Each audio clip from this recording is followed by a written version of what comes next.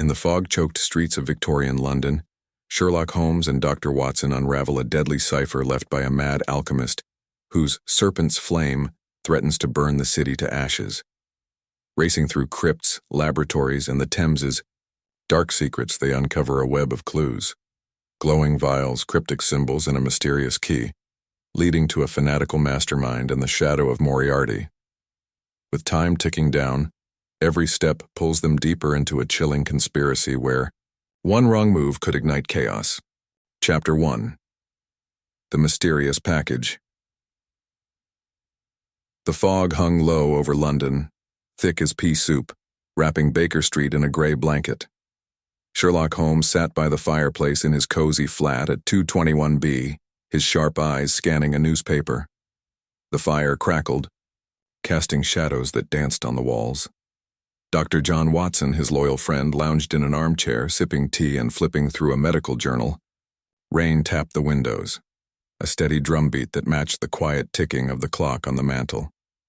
It was a typical evening, calm and ordinary, until a sharp knock at the door broke the silence. Watson glanced up, his bushy eyebrows rising.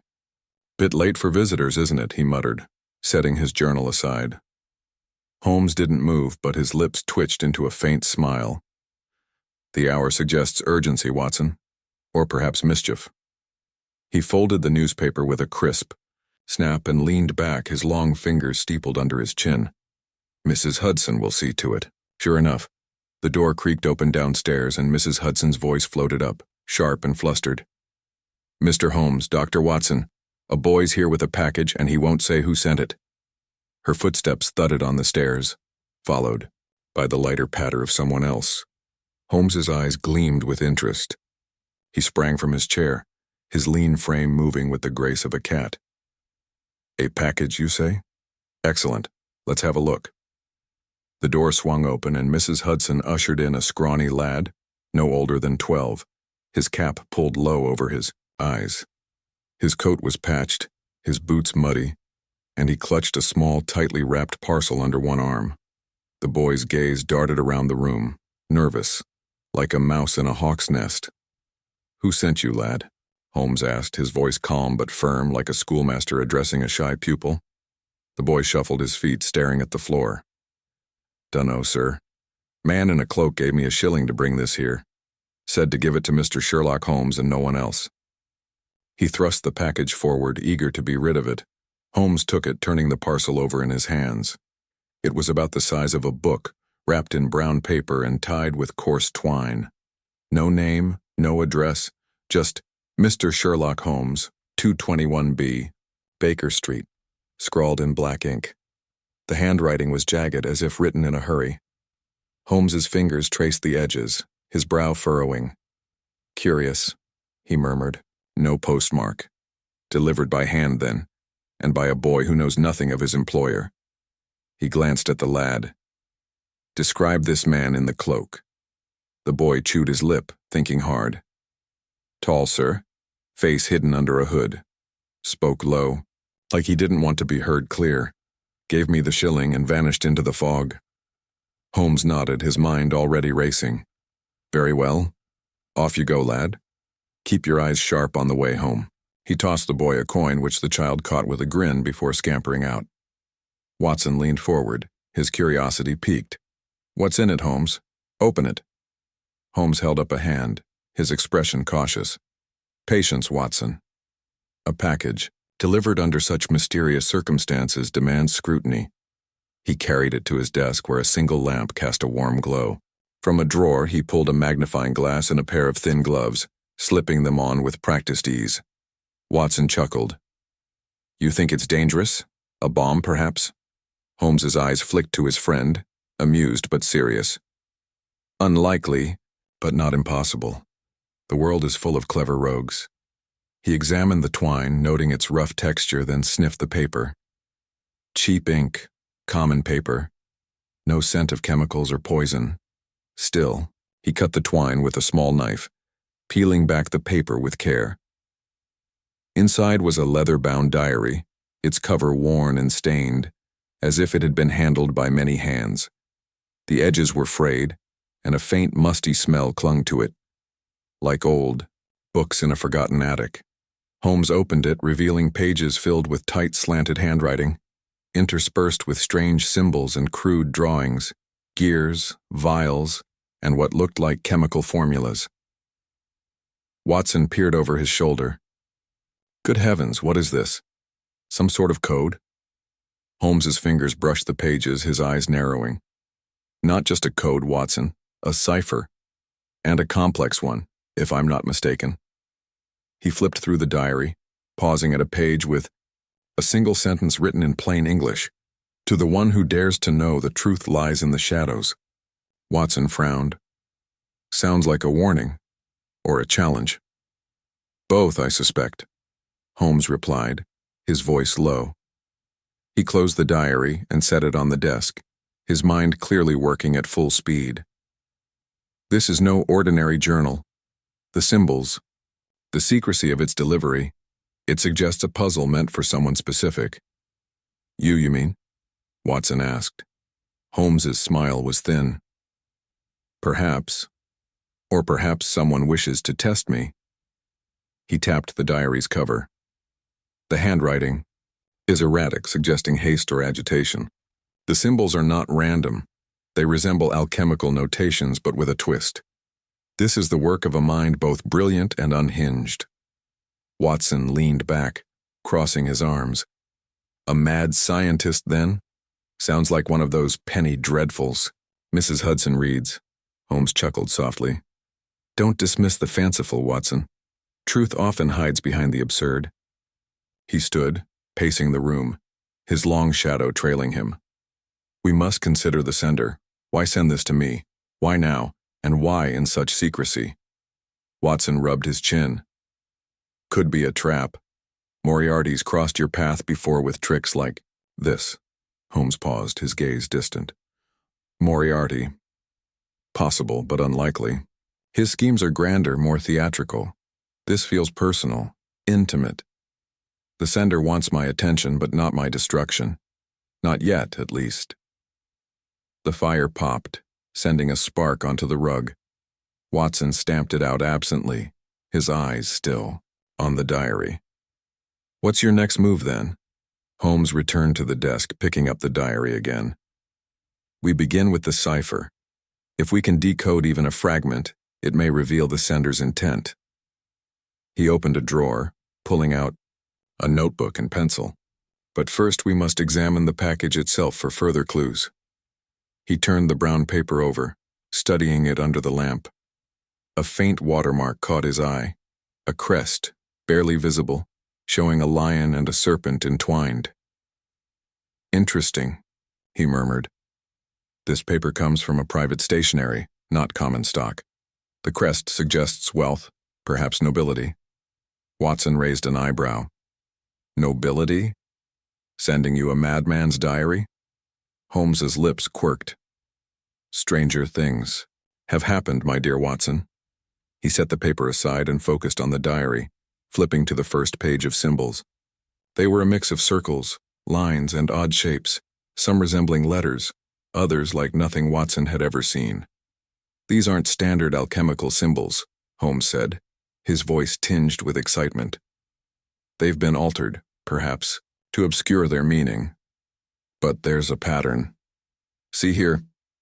He pointed to a series of repeating shapes.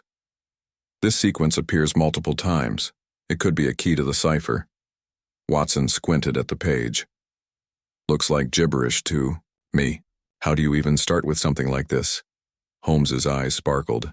By assuming nothing and observing everything, the cipher may rely on substitution, transposition, or even a Polybius square. We'll test each method systematically. He began sketching in his notebook, copying the symbols with precision. The clock struck midnight, its chimes echoing in the quiet room. Mrs. Hudson poked her head in, her face stern. You two aren't planning to stay up all night, are you? Decent folk need their rest. Holmes didn't look up, his pencil flying across the page. Rest is for those without mysteries to solve, Mrs. Hudson. She huffed but left them to it, muttering about mad detectives as she closed the door. Watson yawned, stretching his arms. You really think this diary's worth losing sleep? Over? Holmes glanced at him, his expression intense. Watson, this diary could hold secrets that threaten lives or save them. The sender chose me for a reason. Until we know why, we cannot rest. The night wore on, the fog outside growing thicker, as if guarding the secrets of London itself. Holmes worked tirelessly, his mind a whirlwind of logic and intuition. Watson, ever loyal, stayed by his side, offering tea and occasional grumbles. But his trust in Holmes was unshakable. By dawn, the first rays of light pierced the fog, illuminating the diary's pages. Holmes leaned back, a triumphant glint in his eye. I've cracked the first line, he announced. It reads, "The spark begins in the house of glass." Watson blinked, still half asleep. House of glass? What's that supposed to mean? Holmes closed the diary, his face alight with purpose. That, Watson, is what we must find out. The game is afoot. And so began their journey into a mystery that would test Holmes's genius, unravel secrets buried in the shadows, and lead them into the heart of a mad scientist's twisted world. Chapter 2. A Cryptic Invitation. The morning light barely pierced the heavy London fog, casting a dull glow through the windows of 221B Baker Street. Sherlock Holmes sat hunched over his desk, the mysterious diary open before him, its pages a maze of strange symbols and hurried handwriting. The fire from last night had died to embers and the room felt chilly, but Holmes didn't notice. His sharp eyes darted across the pages, his fingers tapping a restless rhythm. Dr. Watson, bleary-eyed from their late night, poured himself another cup of tea, his third that morning. "You've been at that diary since dawn, Holmes," Watson said, stirring sugar into his cup. "Any more progress, or are we still chasing shadows?" Holmes didn't look up, but a faint smile curved his lips. "Shadows, Watson, often hide the truth. I've decoded another line." He pointed to a scribbled note in his notebook. It reads, "Seek the lion's gate, where the serpent sleeps." Watson frowned, rubbing his eyes. "First a house of glass, now a lion's gate? This sounds like a riddle from a children's storybook." "Hardly," Holmes replied, his voice sharp with focus. "Riddles conceal intent. The sender wants us to follow a trail, but they've wrapped it in layers of mystery." He flipped the diary shut and leaned back, steepling his fingers. "The map we found last night, hidden in the binding, points to a location near the Thames. I suspect this Lion's Gate is connected." Watson set his cup down, intrigued despite his fatigue. "The map? That scrap of paper with the smudged ink? It looked like a child's drawing to me." Holmes's eyes glinted. A child's drawing to the untrained eye, perhaps. But its lines matched the contours of London's riverfront, specifically near Blackfriars Bridge. The smudge wasn't ink, it was soot, suggesting a place of industry or neglect. Watson raised an eyebrow. "You got all that from a bit of dirty paper?" Holmes chuckled softly. "Observation, Watson. The soot carried traces of coal dust common in the warehouses by the Thames. The map's edges were worn, as if handled, often, yet the diary itself is pristine. Someone hid that map deliberately and recently." Before Watson could respond, a sharp rap at the door interrupted them. Mrs. Hudson bustled in, her face flushed with annoyance. "Another delivery, Mr. Holmes. This time it's a letter, and the messenger ran off before I could ask a single question." She handed over a small cream-colored envelope sealed with red wax. Holmes took it, his movements swift but careful. The wax bore the same crest they'd seen on the package's wrapping, a lion and serpent entwined. "Curiouser and curiouser," he murmured, breaking the seal with a flick of his knife. Inside was a single sheet of paper, its message written in the same jagged handwriting as the diary's cover. Holmes read aloud, "Mr. Holmes, the game begins at dusk. Find the Lion's Gate or the spark will fade. Trust no one." Watson leaned closer, his brow creasing. "No signature, no name. This is getting eerie, Holmes. Who's playing this game with you?" Holmes folded the letter, his expression unreadable. "Someone who knows my methods and enjoys a challenge. The mention of dusk suggests a deadline. We must move quickly." He stood, grabbing his coat and scarf from the rack. Come, Watson. The Thames awaits. Watson groaned but reached for his own coat. You know, a quiet breakfast would have been nice for once. Holmes's grin was sharp. Quiet is dull, my friend. Adventure is far more satisfying. The streets of London were damp and bustling as they stepped outside, the fog clinging to their coats like a jealous ghost. Holmes led the way, his stride purposeful, weaving through crowds of merchants, street vendors, and urchins hawking newspapers. Watson kept pace, his cane tapping the cobblestones, his mind turning over the cryptic clues. Holmes, he said, as they crossed a busy street dodging a horse-drawn cab. This Lion's Gate business, could it be a real place? A building, maybe? Holmes nodded, his eyes scanning the horizon. Possibly. The lion and serpent crest suggests a connection to heraldry, perhaps an old family or institution. Blackfriars Bridge is near several warehouses, some owned by wealthy families with such emblems.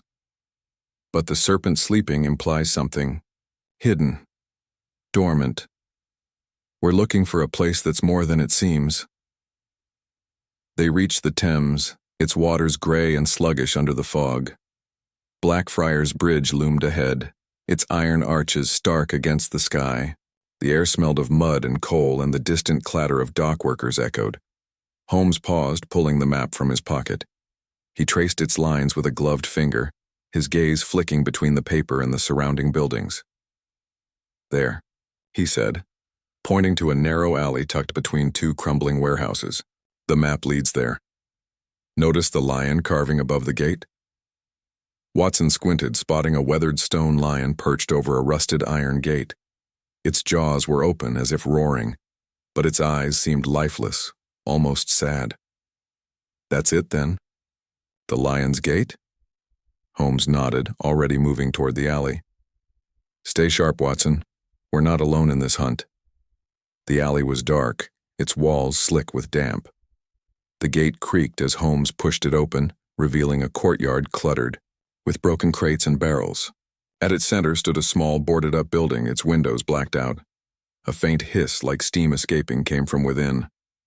Watson gripped his cane tighter. This place gives me the creeps, Holmes.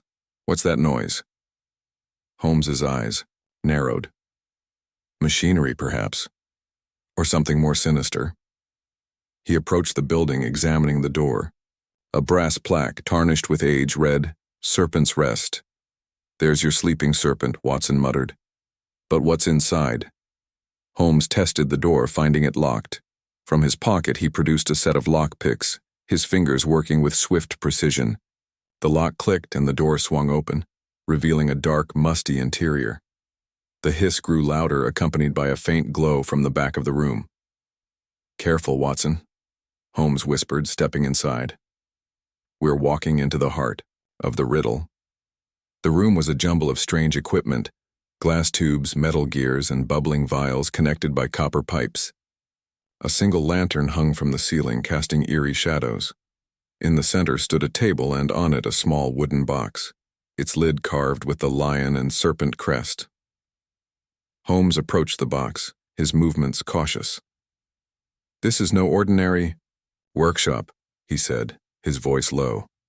These are tools of a chemist, or an alchemist. Watson's eyes widened. You mean the mad scientist? This is his lair? Perhaps, Holmes said, lifting the box's lid. Inside was a single sheet of paper, covered in the same cryptic symbols as the diary. Below them, in plain English, was a warning. The spark is fragile. Disturb it, and the city burns. Watson's stomach twisted. Holmes, this is madness. What kind of game is this? Holmes's face was grim. A deadly one, Watson, and we've only just begun. Chapter 3. The Dusty Diary. The air inside the strange workshop by the Thames was thick with the smell of oil and old chemicals. Sherlock Holmes stood by the table, the wooden box open before him, its cryptic note still in his hand. The words, "The spark is fragile. Disturb it and the city burns," seemed to pulse in the dim light of the single lantern swaying above. Dr. Watson hovered near the door, his cane gripped tightly, his eyes darting to every shadow in the cluttered room. The hissing from the tangle of glass tubes and copper pipes grew louder like a snake stirring in its sleep. Holmes folded the note carefully, tucking it into his coat pocket. "This place is a treasure trove, Watson," he said, his voice calm but laced with excitement. "Every detail here is a clue, a piece of the puzzle." Watson glanced at the bubbling vials and strange machines, his face uneasy. "Looks more like a madman's playground to me. What kind of person builds all this?" Holmes's eyes gleamed. "A brilliant one, Watson. Brilliant and dangerous." He moved to a dusty shelf lined with jars, books, and rolled-up papers. His gloved fingers brushed away cobwebs, revealing a leather-bound notebook, its cover cracked and faded. It was smaller than the diary from the package, but bore the same lion and serpent crest stamped faintly on its spine. "Another diary?" Watson asked, stepping closer. "Or something else?" Holmes opened it, revealing pages crammed with drawings, gears, levers, and odd machines sketched in meticulous detail. Mixed among them were more of the strange symbols from the first diary, along with hurried notes in the same jagged handwriting. "Not a diary," Holmes murmured. "A workbook. This is the mind of our scientist at play." Watson peered over his shoulder. "Play? This looks like plans for something big. And not in a good way." Holmes nodded, flipping through the pages. "These sketches suggest mechanical and chemical experiments, possibly explosive in nature. See here." He pointed to a diagram of a glass orb filled with wires and a glowing substance. "This could be the spark mentioned in the note. A device, perhaps, or a reaction." Watson's brow furrowed. "You mean a bomb?" "Possibly," Holmes said, his tone measured. "But the complexity here suggests more than destruction. There's purpose behind it, a goal we don't yet understand." He closed the workbook and slipped it into his satchel. "We'll study this back at Baker Street. For now, we need to search this room thoroughly." The workshop was a maze of oddities. Shelves sagged under the weight of glass bottles filled with colored liquids, some glowing faintly, others cloudy with sediment. A workbench held tools, hammers, pliers, and strange contraptions with no clear purpose. In one corner, a pile of crates was marked with faded shipping labels, their origins smudged but hinting at distant places. Amsterdam, Cairo, Bombay. Watson poked at a crate with his cane. This scientist had connections far beyond London. "What's he up to, Holmes?" Holmes was already at another table, examining a stack of papers. "Something global, perhaps, or something that requires rare materials." He lifted a sheet covered in chemical formulas, his eyes narrowing. "These compounds are unusual. Some are toxic, others highly unstable. This is no amateur's work." A sudden creak from the back of the room made Watson spin, his cane raised, like a club. "What was that?" Holmes froze, his hand hovering over the papers. The hissing from the pipes had stopped, replaced by a low, rhythmic thump, like a heartbeat. He motioned for Watson to stay quiet and crept toward the sound, his ear stepped silent on the dusty floor. The glow from the back of the room pulsed faintly, coming from behind a heavy curtain. Holmes parted the curtain, revealing a narrow alcove. Inside, a strange machine hummed, a glass cylinder filled with a swirling green mist connected to a tangle of wires and valves. At its base was a small brass plaque engraved with the words, "The Serpent's Breath." Watson's eyes widened. "Good Lord, Holmes. What is that thing?" Holmes studied the machine, his face grim. A generator of some kind, possibly for gas or energy. The green mist suggests a chemical reaction, but its purpose... He trailed off, his fingers tracing the wires. "We need more information. This is only part of the puzzle." He turned back to the room, his gaze sweeping over every detail. The scientist left this place intact, knowing it would be found. Why? To taunt us? Or to guide us? Watson rubbed his neck, uneasy. "Guide? Us? This feels like a trap, Holmes. That note about the city burning, it's a threat." Holmes's lips twitched. "A threat, yes, but also an invitation. The sender wants us to keep going, to follow the trail." He returned to the table with the wooden box, noticing a faint scratch on its surface, a tiny arrow pointing to the floor. Kneeling, Holmes brushed away dust, revealing a loose floorboard. He pried it up with his knife, uncovering a small metal case. Inside was a single key, old and tarnished, with the lion and serpent crest etched into its handle. "A key," Watson said, his voice low. "To what?" Holmes held it up to the lanterns. "Light." "To the next step, Watson. This key unlocks something. Perhaps a door, perhaps a secret. We'll find out soon enough." As they prepared to leave, the thumping from the machine grew louder, and a faint crack appeared in the glass cylinder.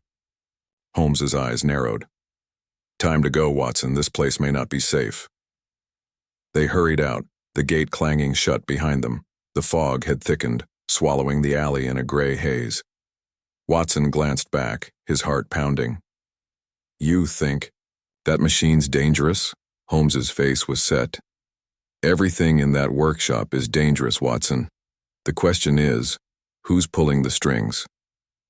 Back at Baker Street, Holmes spread the workbook, the note, and the key on his desk, his mind racing. The diary from the package sat beside them, its pages still a cipher waiting to be cracked. "We have pieces of the puzzle," he said, "but the picture is far from clear." Watson sank into his chair, exhausted but curious. "What's next?" Then, Holmes picked up the key, turning it over in his hand. "We find what this unlocks. The Lion's Gate was only the beginning. The real mystery lies deeper." Chapter 4. Shadows in Baker Street. The gas lamps of Baker Street flickered as night settled over London, their weak light struggling against the thickening fog. Inside 221B, the fire roared, casting a warm glow over Sherlock Holmes's cluttered desk. The mysterious diary, the newly found workbook, the cryptic note, and the tarnished key with the lion and serpent crest lay spread out like pieces of a broken puzzle. Holmes sat hunched over them, his sharp eyes darting between pages, his pencil scratching notes in a frenzy. Dr. Watson, nursing a glass of brandy to shake off the chill from their trip to the Thames, paced the room, his boots thudding softly on the rug. "You've been at it for hours, Holmes," Watson said, his voice tinged with worry. "That diary's turning your brain into knots. Any luck with the cipher?" Holmes didn't look up, but his lips twitched into a faint smile. "Patience, Watson. The cipher is stubborn, but it's yielding. I've decoded another fragment." He tapped his notebook where a single line was scrawled. "The shadow moves before the light." Watson stopped pacing, his brow creasing. "Another riddle? This mad scientist loves his games, doesn't he?" Holmes leaned back, steepling his fingers. "Not games, Watson, instructions. Each decoded line points us to the next step. The house of glass, the Lion's Gate, and now this shadow. They're markers on a trail. But the trail is dangerous, and we're not alone on it." Watson glanced at the window where the fog pressed against the glass like a living thing. "You think someone's watching us?" That workshop felt like a trap waiting to spring. Holmes's eyes narrowed. "Precisely. The key we found suggests a lock, but the note warns of consequences. This scientist, or their agent, knows we're following." He picked up the key, its crest glinting in the firelight. "This is our next clue, but we must be cautious. The shadows are closing in." A sudden knock at the door made Watson jump, his brandy sloshing. Mrs. Hudson's voice came through, sharp and nervous. "Mr. Holmes, there's a man downstairs, says he's got urgent business. He looks, well, not quite right." Holmes sprang to his feet, his expression alert. "Describe him, Mrs. Hudson." She poked her head in, her face pale. "Tall, thin as a rail, wearing a black coat and hat pulled low. Wouldn't give his name, just said he needs to see you now. I didn't like his eyes. Cold, like a fish." Holmes exchanged a glance with Watson. "Show him up, Mrs. Hudson, and stay close." Watson reached for his revolver, tucking it into his coat pocket. "You think this is trouble?" Holmes's smile was grim. "I think, Watson, we're about to meet a player in this game." The man who entered was exactly as Mrs. Hudson described. Tall, gaunt, his black coat hanging loosely on his frame. His hat cast a shadow over his face, but his eyes glinted, sharp and unblinking. He carried a small leather case, clutching it tightly as if it held his very life. Mr. Sherlock Holmes, the man said, his voice low and raspy like dry leaves. I have heard you're a man who solves puzzles. Holmes gestured to a chair, his manner calm but watchful. And you are? The man didn't sit. Names are unimportant. I bring a warning. He set the case on the table, his long fingers lingering on its clasp. You found the diary. You've seen the workshop. Stop now, or the consequences will be dire. Watson bristled, his hand inching toward his revolver. Is that a threat? The man's eyes flicked to Watson, cold and unyielding. A fact. The spark is fragile, as the note said. Meddle further, and London will pay the price. Holmes leaned forward, his gaze piercing. You speak as if you know the scientist. Who is he? What does he want? The man's lips curled into a thin smile. He wants what all great minds want, change, but his methods are unconventional. The diary is his legacy, and you're not meant to unravel it. Holmes's voice was steel. Yet it was sent to me. Why? The man hesitated, his fingers twitching. A test, perhaps, or a mistake. He snapped the case open, revealing a single sheet of paper covered in the now familiar symbols. Take this, it's all you'll get from me. Leave the rest alone. Holmes took the paper, his eyes scanning it quickly. More of the cipher, but why give it to me if you want me to stop? The man stepped back, his shadow stretching across the floor. Because some truths must be faced, even if they destroy you. He turned and slipped out the door before Watson could stop him, his footsteps fading into the night. Watson stared after him, his jaw tight. What the devil was that about?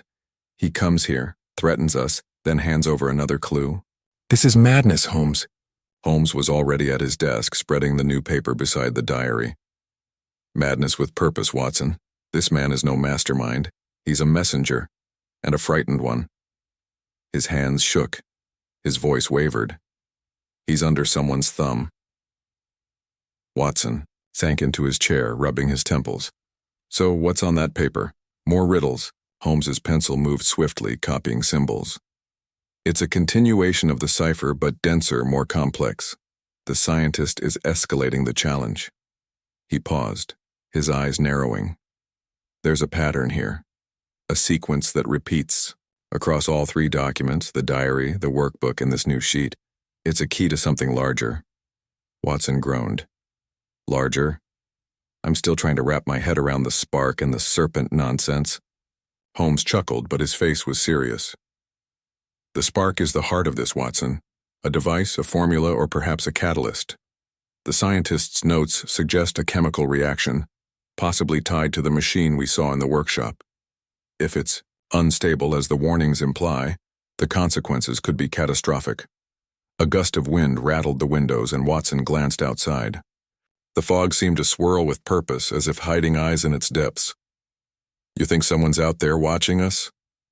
Holmes followed his gaze, his expression unreadable.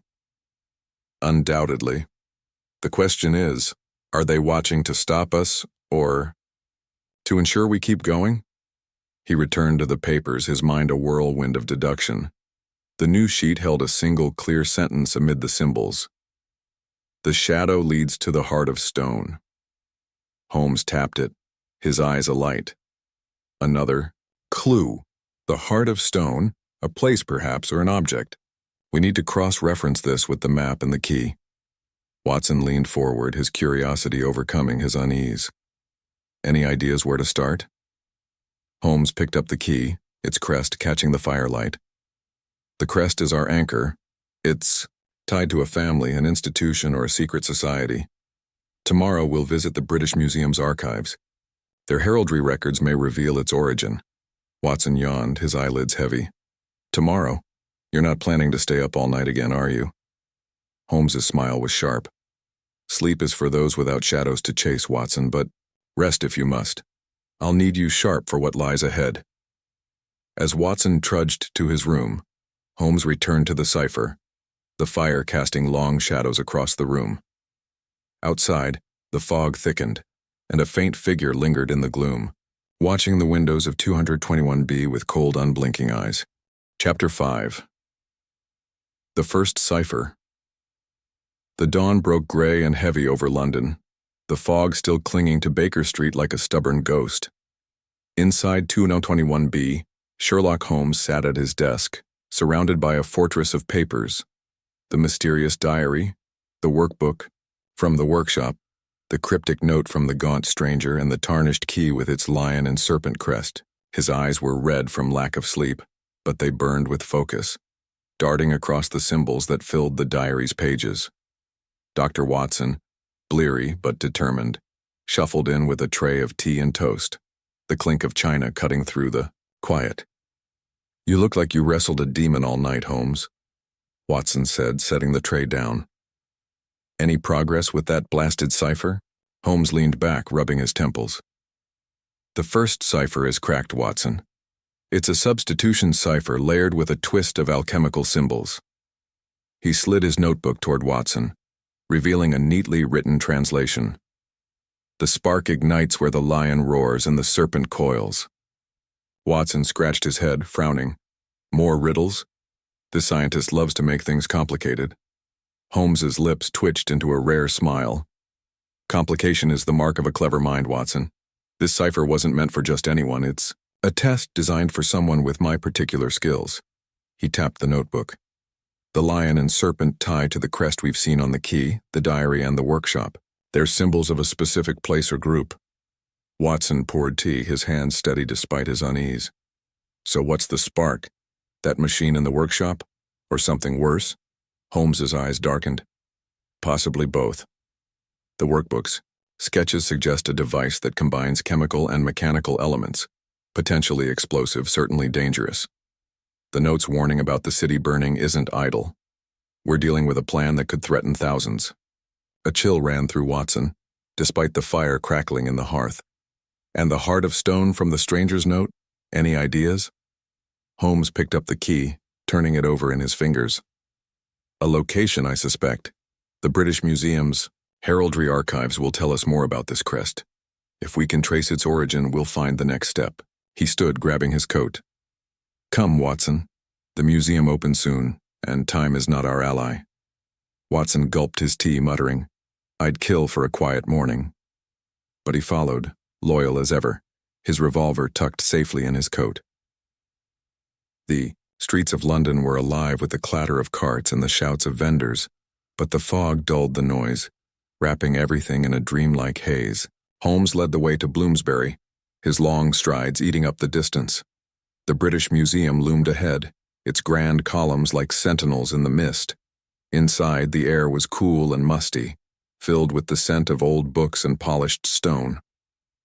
Holmes approached the curator's desk, his manner brisk. "We need access to the heraldry archives urgently." The curator, a wiry man with spectacles perched on his nose, blinked up at them. "Heraldry, sir? That's a specialized request. May I ask why?" Holmes's smile was thin. "A matter of private inquiry. We're tracing a crest, a lion and serpent entwined. Can you assist?" The curator hesitated, then nodded. "Follow me." The archives are in the lower stacks. They descended a spiral staircase into a vast, dimly lit room lined with shelves, groaning under leather-bound tomes. Dust motes danced in the lantern light as the curator pulled a heavy volume labeled Crests and Arms of England. "This should have what you need," he said, setting it on a table. Holmes dove in, his fingers flipping pages with practiced speed. Watson hovered, trying to make sense of the colorful shields and symbols. "Anything familiar?" he asked. Holmes paused, his finger tracing a drawing of a crest, a lion rearing over a coiled serpent. "Here," he said, his voice low. "The crest of House Varnley, an old family tied to alchemy and science. Extinct, supposedly, since the 1700s. Their estate was near Blackfriars, not far from our workshop." Watson's eyes widened. "The Lion's Gate? The workshop? It's all connected to this Varnley lot?" Holmes nodded, closing the book. "Possibly. The Varnleys were rumored to dabble in forbidden experiments, chemical, mechanical, even occult. If our scientist is linked to them, this diary is more than a puzzle. It's a legacy, As they thanked the curator and stepped back into the fog, Watson noticed a figure lingering across the street, a man in a black coat, his face hidden under a low hat. "Holmes," Watson whispered, nudging him. "That's the same build as our visitor last night." Holmes's gaze sharpened, but he kept walking. "Don't look directly, Watson. He's following us, but he's not ready to act.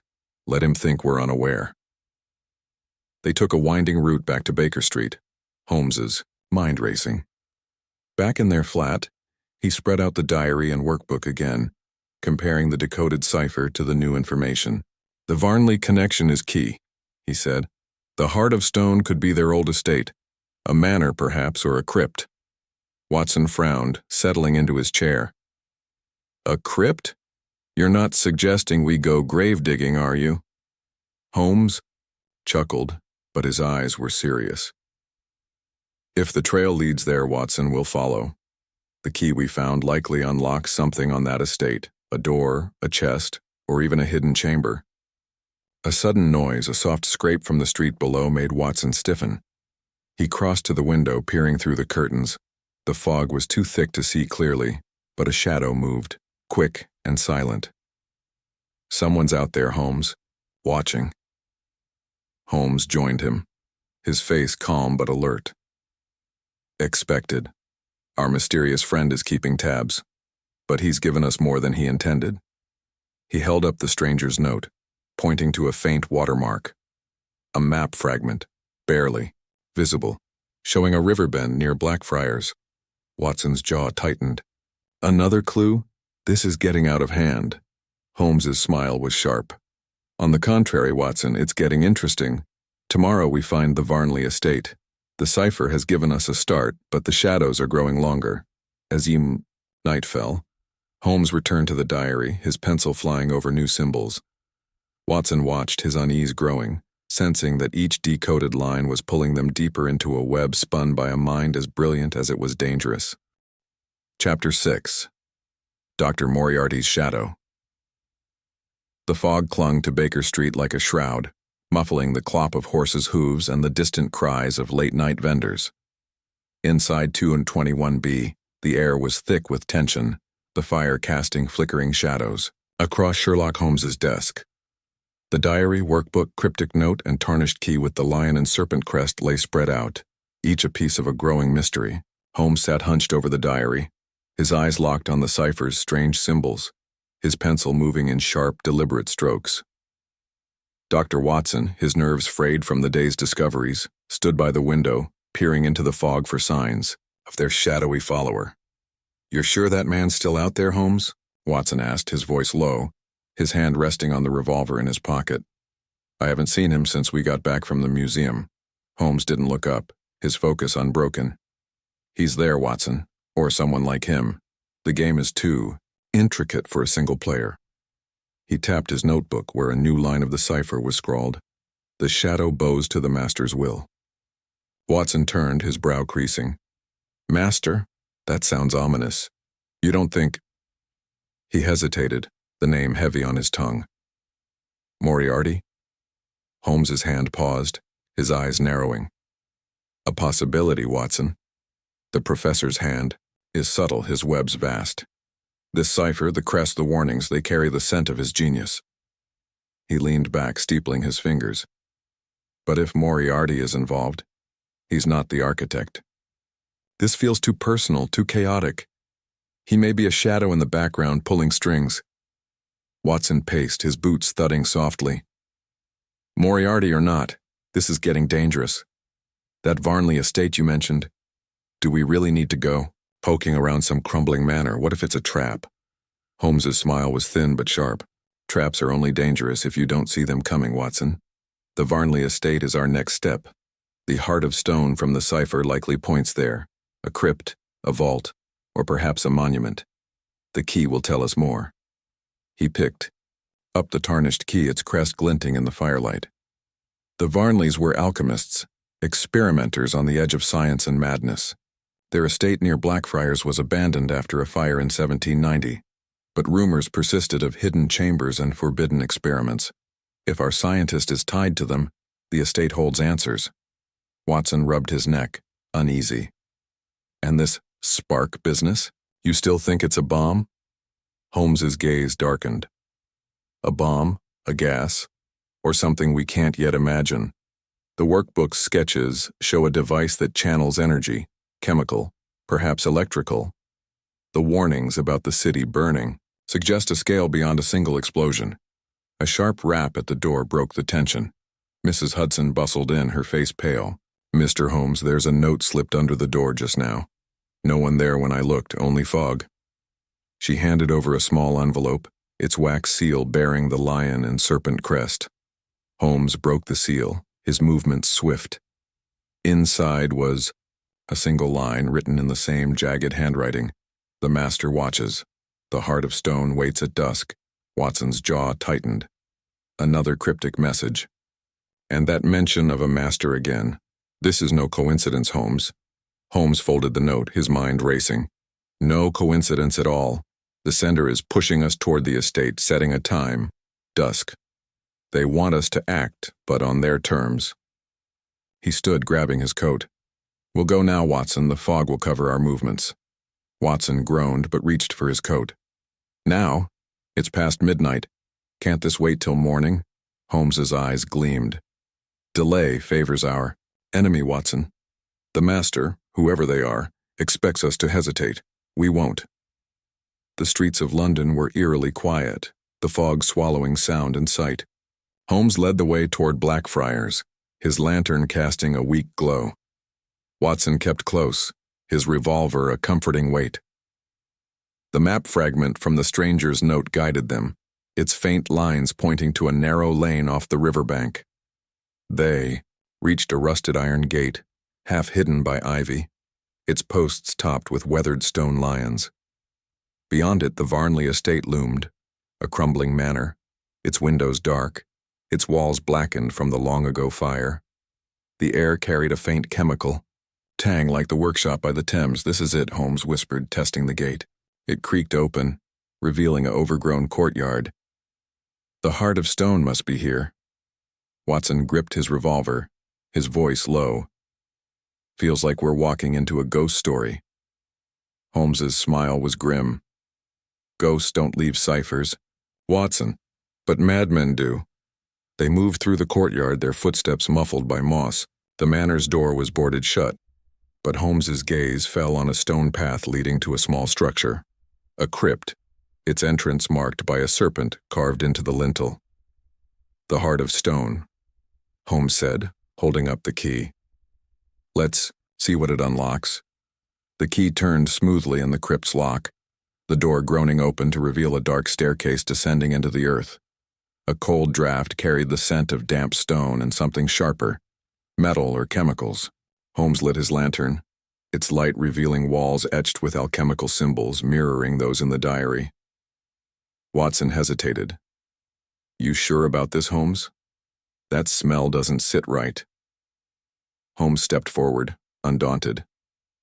"Danger is part of the game, Watson. Stay close." The stairs led to a chamber lined with stone shelves, each holding dusty jars and rusted tools. At the center stood a stone table, its surface carved with the lion and serpent crest. On it lay a single page, covered in ciphered text, and a sketch of a glass orb, the same device from the workbook. Holmes examined the page, his eyes narrowing.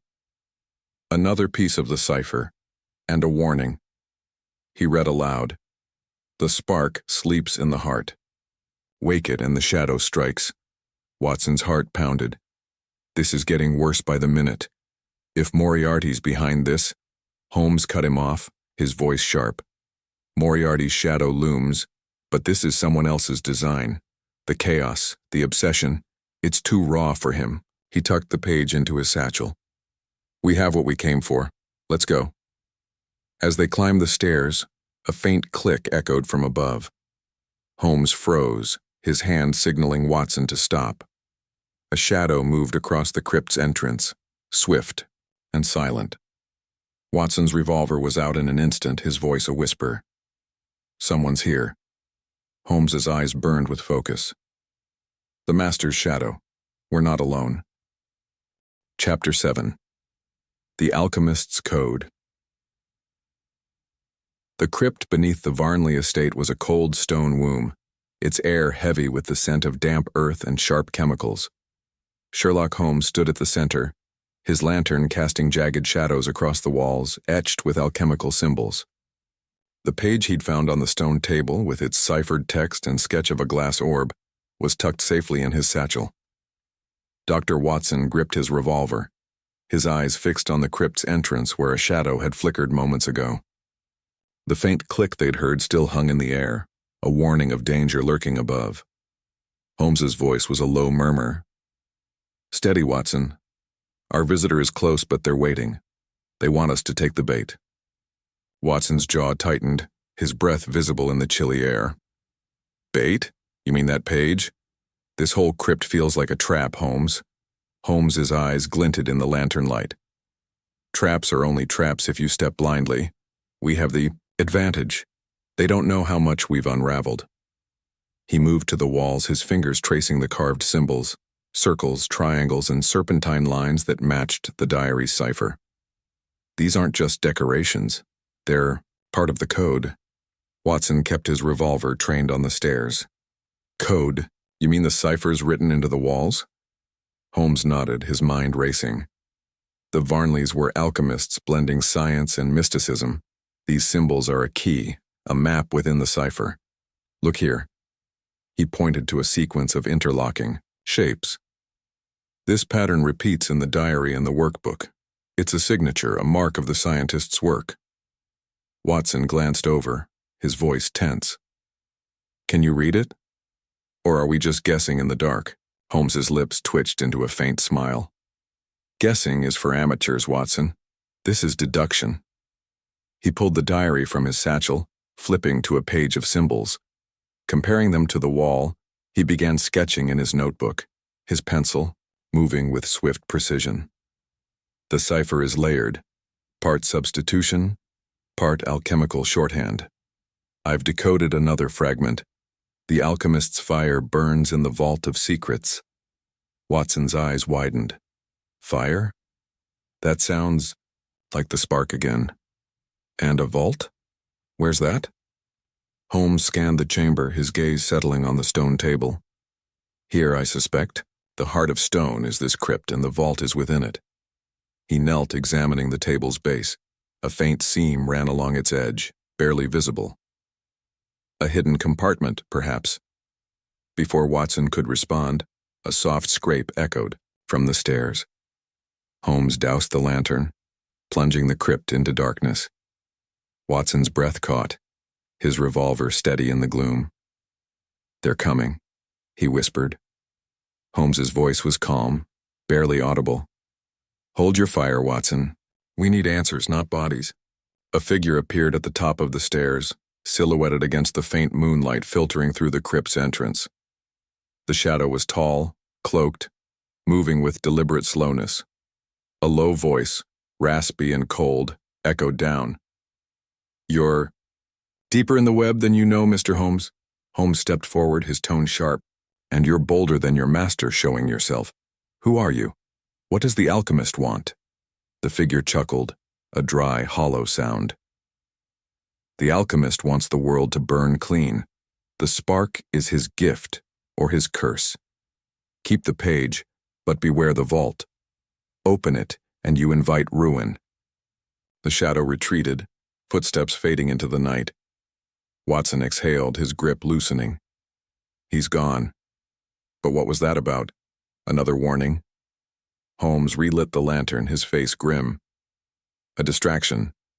They're buying time, keeping us off balance. He returned to the table, his fingers probing the seam. A soft click sounded and a panel slid open, revealing a small iron box. The lion and serpent crest was etched on its lid, matching the key in Holmes's pocket. Watson leaned closer. "That's it? The vault?" Holmes nodded, inserting the key. It turned smoothly, and the box opened with a faint creak. Inside was a leather pouch containing a single vial of glowing green liquid and a folded note. The note, in the same jagged handwriting, read, "The alchemist's fire is born of the spark. Guard it or lose all. Watson's stomach twisted. That liquid, it's like the mist in that machine at the workshop. Dangerous, I'll bet. Holmes held the vial to the light, his eyes narrowing. Undoubtedly. A chemical compound, unstable, possibly explosive. The alchemist's fire, indeed. He tucked the vial and note into his satchel, his movements careful. We've found the heart of the cipher, but the danger is growing. As they climbed the stairs, the crypt's walls seemed to close in, the symbols watching like silent sentinels. Outside, the fog was thicker, the manor's ruins barely visible. Watson glanced around, his revolver still in hand. You think that cloaked figure's still out there? Holmes's gaze swept the courtyard. They're watching, Watson, but they're not ready to strike. Not yet. He led the way back to the gate, his mind already piecing together the next steps. Back at Baker Street, Holmes spread the new clues on his desk, the vial, the note, and the decoded cipher fragments. The fire crackled, but the room felt colder, the weight of the mystery pressing down. The alchemist's code is unraveling, Holmes said, his voice low. The Varnley's legacy is tied to this spark, this fire, but the master, whether Moriarty or another, remains in the shadows. Watson sank into his chair, exhausted. What's our move, then? We can't just sit here with a vial that might blow up half of London. Holmes's eyes burned with purpose. We analyzed the vial's contents and cross-referenced the cipher with the Varnley records. The British Museum gave us a start, but we need more. Perhaps the London Library or a chemist's expertise. A faint noise, a pebble against the window, made Watson jump. He crossed to the curtains, peering out. The fog hid everything, but the sense of being watched was unshakable. They're still out there, Holmes. This alchemist's got us dancing to his tune. Holmes's smile was sharp. Then we change the music, Watson. The code is ours now, and we'll use it to find the truth. Chapter 8. A visit to the British Museum. The morning fog draped London in a grey veil, softening the edges of Baker Street as Sherlock Holmes and Dr. Watson stepped out of 221B. The air was damp, carrying the sharp bite of coal smoke and river mud. Holmes clutched his satchel, which held the diary, the workbook, the cryptic notes, the tarnished key, and the glowing vial from the Varnley crypt. His face was set, his eyes alight with the thrill of the chase. Watson, bundled in his overcoat, kept pace, his revolver a reassuring weight in his pocket. The memory of the cloaked figure's warning lingered, making every shadow seem alive. "You're sure about this, Holmes?" Watson asked, his voice low as they navigated the bustling streets toward Bloomsbury. "Going back to the museum after yesterday? What if we're followed again?" Holmes's lips twitched into a faint smile. "We are followed, Watson. But knowledge is our weapon. The British Museum's archives hold more secrets about the Varnley family. Secrets we need to crack this alchemist's code." Watson glanced over his shoulder, scanning the crowd. A man in a dark coat lingered near a newsstand, his face hidden. "That's him, isn't it? The same build as the crypt lurker." Holmes didn't turn. "Likely. Keep walking. He'll reveal himself when he's ready, or when we force his hand." The British Museum's grand facade loomed through the fog, its columns like ancient guardians. Inside, the air was cool and heavy with the scent of old paper and polished wood. Holmes led Watson to the same curator they'd met before, a wiry man with spectacles who looked up with a mix of curiosity and unease. "Back so soon, Mr. Holmes?"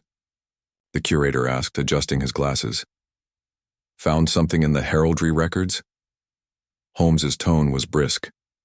"We need more on the Varnley family. Anything beyond their crest. Journals, letters, or records of their experiments. They were alchemists tied to dangerous science. Time is short." The curator hesitated, then nodded. "The Varnleys are a peculiar lot. Not much survives, but we have a private collection, donated after their estate burned. It's in the restricted archives. Follow me." He led them through a maze of corridors to a locked door, which he opened with a heavy key. The restricted archive was a dim, cavernous room, its shelves packed with dusty tomes and sealed boxes. A single lantern hung from the ceiling, casting long shadows. The curator pointed to a corner. Varnley papers are there. Mind you, they're fragile and odd. Strange drawings, coded notes. Handle with care. Holmes dove into the collection, his gloved hands moving with precision.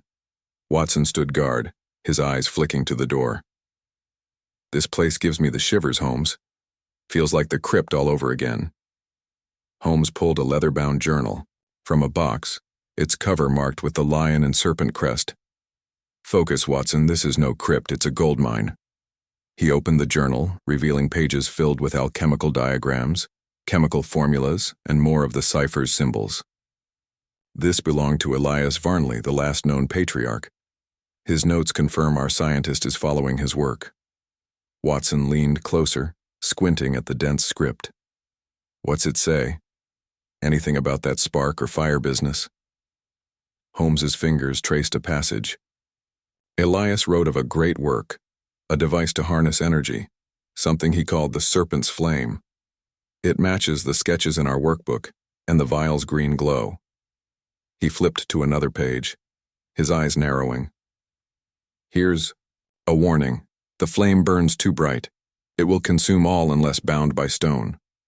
Watson's stomach twisted. Bound by stone? That's the heart of stone again. The crypt? Holmes nodded, his mind racing. Likely. Elias's experiments were unstable, possibly catastrophic. Our scientist is reviving them, but why? And under whose orders? He pulled another document, a letter, its wax seal broken but bearing the same crest.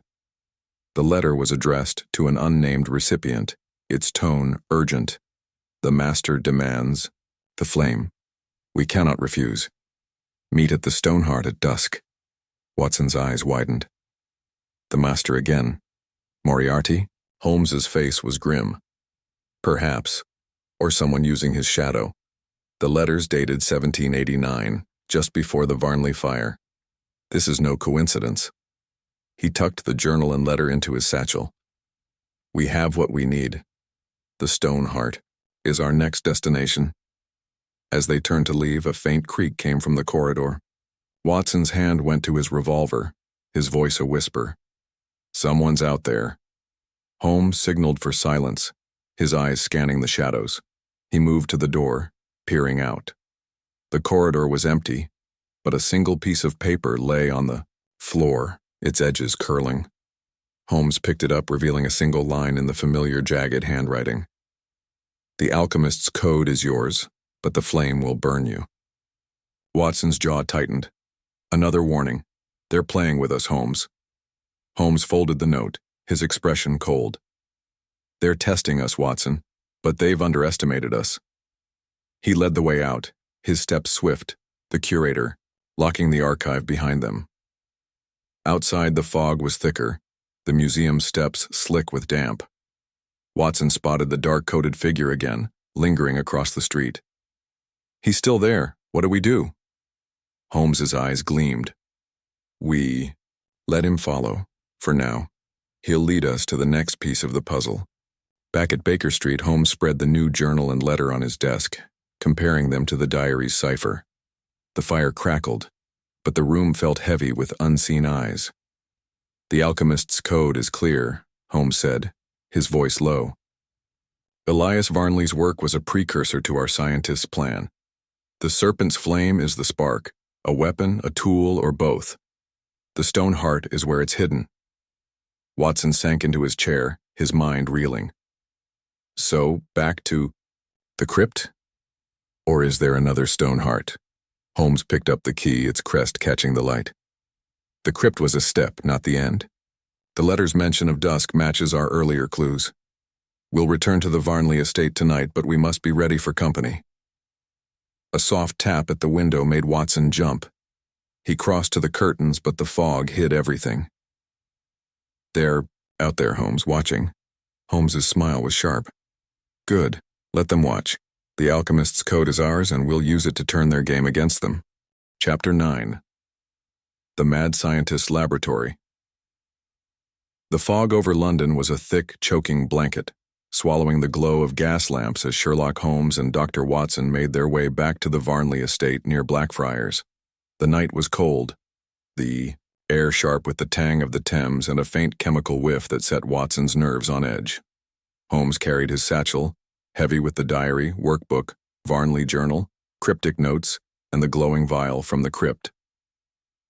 The tarnished key with its lion and serpent crest swung from his pocket, a silent promise of secrets yet to be unlocked.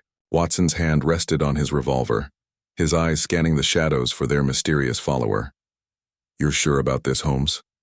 Watson whispered, his voice muffled by the fog. "Going back to that creepy estate at night? What if that cloaked figure's waiting?" Holmes's eyes glinted in the dim light of his lantern. "Let him wait, Watson.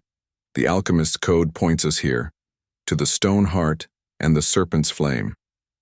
We're close to the heart of this mystery." Watson gripped his revolver tighter. "Close to trouble, you mean? That vial in your bag could blow us to bits." Holmes's smile was thin. "Only if mishandled, Watson.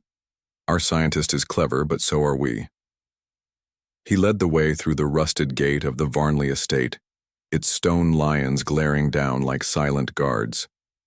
The manor loomed ahead, its charred walls a dark silhouette against the fog. They bypassed the crypt, following the map fragment from the stranger's note.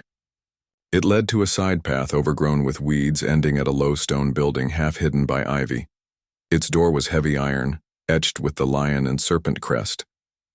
Holmes tested the key and the lock clicked open, the door groaning as it swung inward. The air inside was thick with the smell of chemicals and rusted metal. Holmes raised his lantern, revealing a vast laboratory, tables cluttered with glass vials, burners, and strange machines. Copper pipes snaked along the walls, hissing softly, and a faint green glow pulsed from a corner, eerily familiar. Watson's eyes widened. "This is it, isn't it? The mad scientist's lair." Holmes nodded, his gaze sweeping the room. "Indeed, Watson. This is where the serpent's flame was born." He moved to a workbench, examining a row of vials filled with glowing liquids, some green, others red or blue. Nearby, a stack of papers bore the same jagged handwriting as the diary, filled with formulas and sketches of orbs and gears. Watson stayed near the door, his revolver ready. "This place makes my skin crawl. Look at those machines, half science, half nightmare." Holmes picked up a sketch, his eyes narrowing. "Nightmare, perhaps, but purposeful. These are designs for a device, likely the spark we've been chasing. It combines chemical reactions with mechanical triggers." He pointed to a diagram of a glass orb, identical to the one in the workbook with wires and a glowing core. "This could release energy on a massive scale. Fire, gas, or worse." Watson's stomach churned. "Worse? You mean it could destroy the city?" Holmes's face was grim. "If the warnings are true, yes. The Varnley Journal mentioned the serpent's flame as a force that must be bound by stone. This laboratory is the stone heart, and this device is the flame." A faint clank echoed from the back of the room, and Watson spun, his revolver raised. "What was that?" Holmes doused the lantern, plunging the laboratory into darkness. The green glow from the corner pulsed, casting eerie shadows. "Quiet," Holmes whispered, his voice steady. "We're not alone." They crept toward the sound, their footsteps silent on the stone floor. Behind a curtain of dusty canvas, a massive machine loomed, a tangle of pipes, valves, and glass chambers filled with swirling green mist, identical to the one in the Thames workshop. A brass plaque read, "Serpent's Breath, Flame of Renewal." Watson's voice was barely audible. "Renewal? That doesn't sound like destruction." Holmes studied the machine, his fingers tracing its wires. Renewal through fire, perhaps. Alchemists often spoke of destruction as a path to creation. But this... He paused, noticing a small panel on the machine's base, locked with a crest-shaped slot. "The key fits here." He inserted the yaoi, tarnished key, and the panel clicked open, revealing a leather-bound notebook and a sealed letter. The notebook's pages were crammed with more ciphered text and detailed plans for the orb device. The letter, in the jagged handwriting, read, "The flame is ready. The master awaits at the river's bend. Fail, and the spark consumes all. Watson's heart raced. Another master reference. Moriarty again. Holmes tucked the notebook and letter into his satchel. Moriarty's shadow looms, but this scientist's obsession feels personal. The master may be a figurehead, not the mind behind the flame. He closed the panel, his eyes scanning the machine. This device is active. Primed, perhaps. We need to leave now. As they turned, a shadow moved across the laboratory's entrance. A tall figure cloaked, holding a small lantern. Its light caught the edge of a blade. "You've gone too far, Holmes," the figure rasped. "The flame isn't yours to claim." Holmes stepped forward, his voice calm but sharp. "And you're too bold showing your face. Who's your master? What does the alchemist plan?" The figure laughed, a cold, hollow sound. "The alchemist plans a new world. The flame will burn away the old.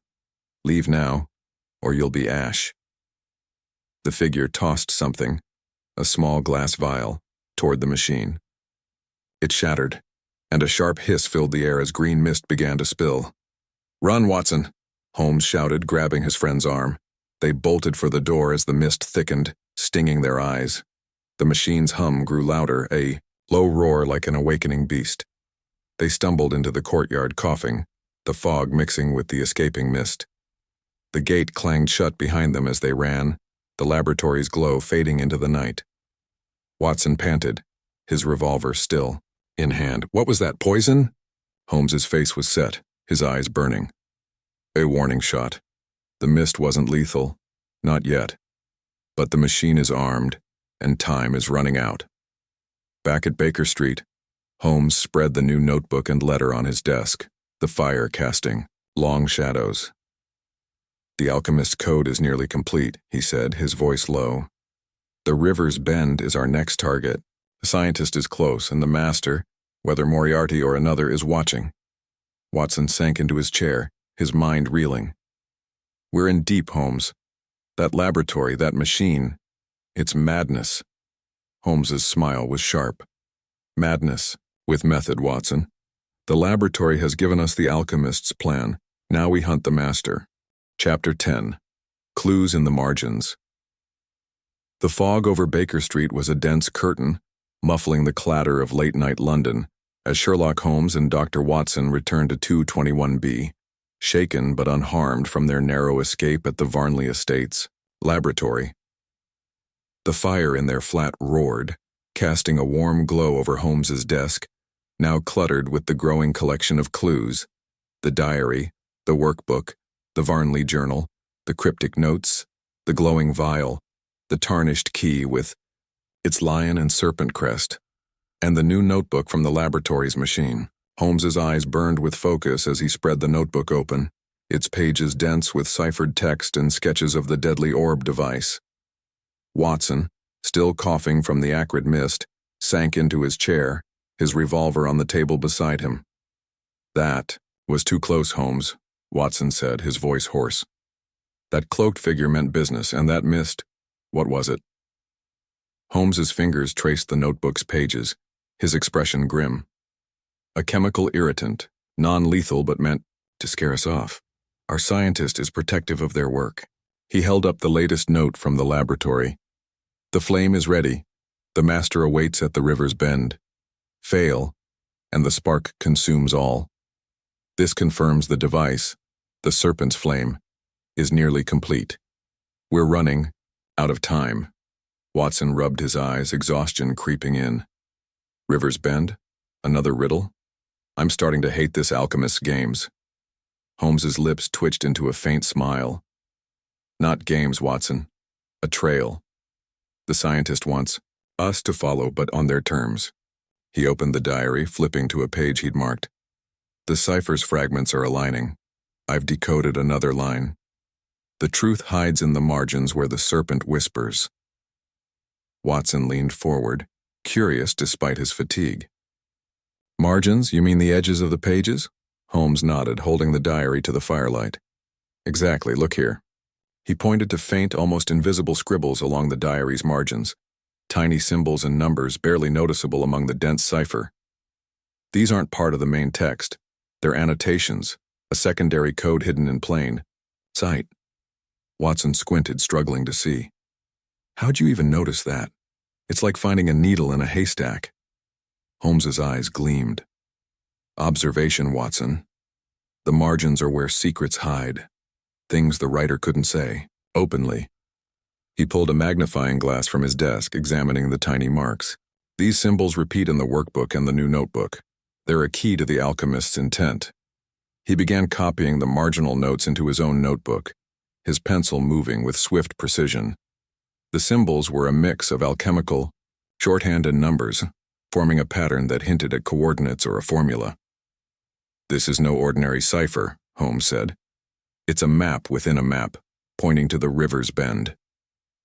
Watson poured himself a brandy, his hands still shaky. "So where's this bend? The Thames has plenty of curves." Holmes spread the map fragment from the stranger's note, its faint lines tracing the river's path. "The Varnley estate is near Blackfriars, but the map suggests a specific point, downstream near Wapping. The river's bend likely refers to a dock or warehouse where the Thames curves sharply." Watson's brow furrowed. "Wapping? That's a rough part of town. Smugglers, thieves, and worse. If the master's waiting there, we're walking into a lion's den." Holmes's smile was sharp. "Then we'll be lions ourselves, Watson. But first we need to understand the marginal code." He turned back to the diary, his magnifying glass catching a faint watermark in the margin. A tiny serpent coiled around a number. 47. 47, Holmes murmured. A page number, perhaps, or a reference. He flipped to page 47 in the diary, finding a single clear sentence amid the cipher. "The Sparks cradle lies where the river turns and the stone stands." Watson's eyes widened. Another clue to the river's bend. And a stone? Another crypt? Holmes shook his head. Not a crypt this time. A marker. Perhaps a monument or a dockside pillar. Wapping has old stones from the days of shipyards and smugglers' dens. He cross-referenced the workbook, finding a matching note in its margins. A sketch of a stone pillar with a serpent carved into it. Watson leaned back, his brandy untouched. "This scientist loves their symbols, don't they? Lions, serpents, stones, it's like a fairy tale gone wrong." Holmes chuckled softly. "Fairy tales are warnings, Watson. This one warns of fire." He held up the glowing vial from the crypt, its green light casting eerie shadows. "This compound is the key to the serpent's flame. I need to analyze it, but we lack the tools here. We'll visit Dr. Hargrove, a chemist I trust, tomorrow." A soft creak from the street below made Watson tense. He crossed to the window, peering through the curtains. The fog was impenetrable, but a faint glow, a lantern, flickered briefly before vanishing. "They're out there again, Holmes. Watching." Holmes didn't look up, his focus on the marginal notes. "Let them watch. They think they're leading us, but they're leaving crumbs." He pointed to a tiny symbol in the notebook's margin, a crossed circle, like a sun with a serpent, inside. "This is alchemical, a sign for transformation. The scientist sees their work as a rebirth, not just destruction." Watson's voice was tight. "Rebirth through fire? That's madness." Holmes's eyes burned with purpose. "Madness with a method, Watson. The marginal clues are guiding us to Wapping, to the cradle of the spark. We'll go at dusk, as the note demands." Watson groaned, rubbing his temples. "Dusk again? I'm starting to dread sunsets." Holmes stood, tucking the diary and notebook into his satchel. "Rest now, Watson. Tomorrow we hunt the serpent's cradle." As Watson trudged to his room, Holmes returned to the margins, his magnifying glass catching every detail. Outside, the fog swirled, hiding the eyes that watched, waiting for the next move in the alchemist's deadly game. Chapter 11. The Midnight Intruder. The fog outside 221B Baker Street was a heavy shroud, muffling the distant rumble of London's night. Inside, the fire had dwindled to glowing embers, casting faint shadows across Sherlock Holmes's desk, cluttered, with the diary, workbook, Varnley journal, cryptic notes, the glowing vial, and the tarnished key with its lion and serpent crest. Holmes sat hunched over the new notebook from the laboratory, his magnifying glass catching the tiny symbols scribbled in its margins.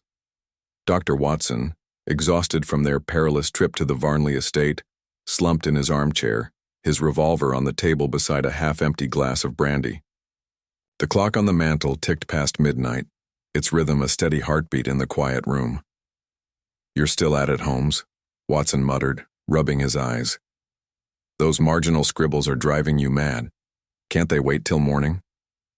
Holmes's eyes didn't leave the notebook, his pencil sketching a sequence of symbols, a coiled serpent around a crossed circle. "Madness is what we're chasing, Watson. These marginal clues are the alchemist's heartbeat pointing us to the river's bend and the cradle of the spark. I've decoded another fragment. The serpent's cradle hides where the stone weeps." Watson frowned, his voice thick with fatigue. "Weeping stone, another riddle? I'm starting to think this scientist just likes toying with us." Holmes's lips twitched into a faint smile. "Toying, yes, but with purpose. The weeping stone suggests a specific place, perhaps a fountain or a weathered monument near Wapping's docks. The coordinates in the margins align with the Thames's curve there." He tapped the map fragment from the stranger's note, its lines tracing a path to a dockside point. Watson leaned forward, curiosity battling his weariness. "So, we're off to Wapping tomorrow? At dusk, I suppose, since that's what all these notes keep harping about." Holmes nodded, his gaze sharp. "Dusk, yes. The alchemist or their master has set a stage. We'll play our part, but on our terms." He held up the glowing vial, its green light pulsing faintly. "This compound is the key to the serpent's flame. Dr. Hargrove's analysis will tell us its nature, explosive, toxic, or something entirely new." A sudden creak from the staircase made Watson stiffen, his hand reaching for his revolver. "What was that?" he whispered, his eyes darting to the door. Holmes set the vial down, his movements silent but alert. "Mrs. Hudson's asleep. That wasn't her." He rose, grabbing his own pistol from the desk drawer, his voice low. "Stay here, Watson. Guard the clues." Watson's jaw tightened. "Not a chance, Holmes. I'm with you." He stood, revolver in hand, following Holmes to the door. The hallway was dark, the gas lamps turned low. Another creak came from below, near the front door, followed by a faint scrape, like a lock being tested. Holmes motioned for silence, creeping down the stairs, his pistol ready. Watson followed, his heart pounding, the fog outside pressing against the windows like a silent accomplice. At the bottom of the stairs, the front door was ajar, a sliver of fog curling inside. Holmes paused, his eyes scanning the shadows. A faint rustle came from the sitting room where they'd left the clues. He signaled Watson to flank the door and they moved in unison, stepping into the room. A figure stood by the desk, cloaked in black, their back to the door. Papers rustled as they rifled through the diary, their movements quick and precise. Holmes's voice cut through the silence like a blade. "Step away from the desk now." The figure froze, then turned slowly, their face hidden under a low hood. A gloved hand clutched the workbook and a faint glint of steel. A knife flashed in the firelight. "You're persistent, Mr. Holmes," the figure rasped, their voice low and cold. "But you're meddling in forces you can't control."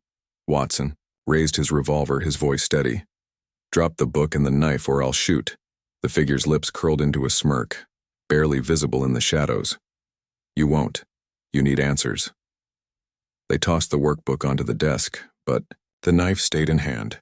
"The alchemist's work is nearly done. The spark will light at the river's bend. Walk away or you'll burn with the rest." Holmes stepped closer, his pistol unwavering. "Who's the master? What does the alchemist want?" The figure laughed, a dry, chilling sound. "The master wants a new dawn. The alchemist gives him fire. You're too late to stop it." They lunged suddenly, not at Holmes or Watson, but toward the window, smashing through the glass in a shower of shards. The fog swallowed them before Watson could fire. Holmes rushed to the window, peering into the mist. "Gone," he muttered, his voice tight. But they left us something. Watson joined him, glass crunching under his boots. Left what? They took nothing. Holmes returned to the desk, his eyes scanning the scattered papers. A small scrap had fallen to the floor unnoticed by the intruder. It bore a single symbol, a serpent coiled around a flame, and a scrawled word, whopping. They didn't mean to drop this, Holmes said, holding it up. It confirms the river's bend is our next stop. Watson's hands shook as he lowered his revolver. That was too close, Holmes. They got into our flat. What's stopping them from coming? Back? Holmes's face was grim. Nothing, Watson, but we're closer to the truth than they want. This scrap is a slip-up, a clue to their haste. He tucked it into his notebook, his mind already racing.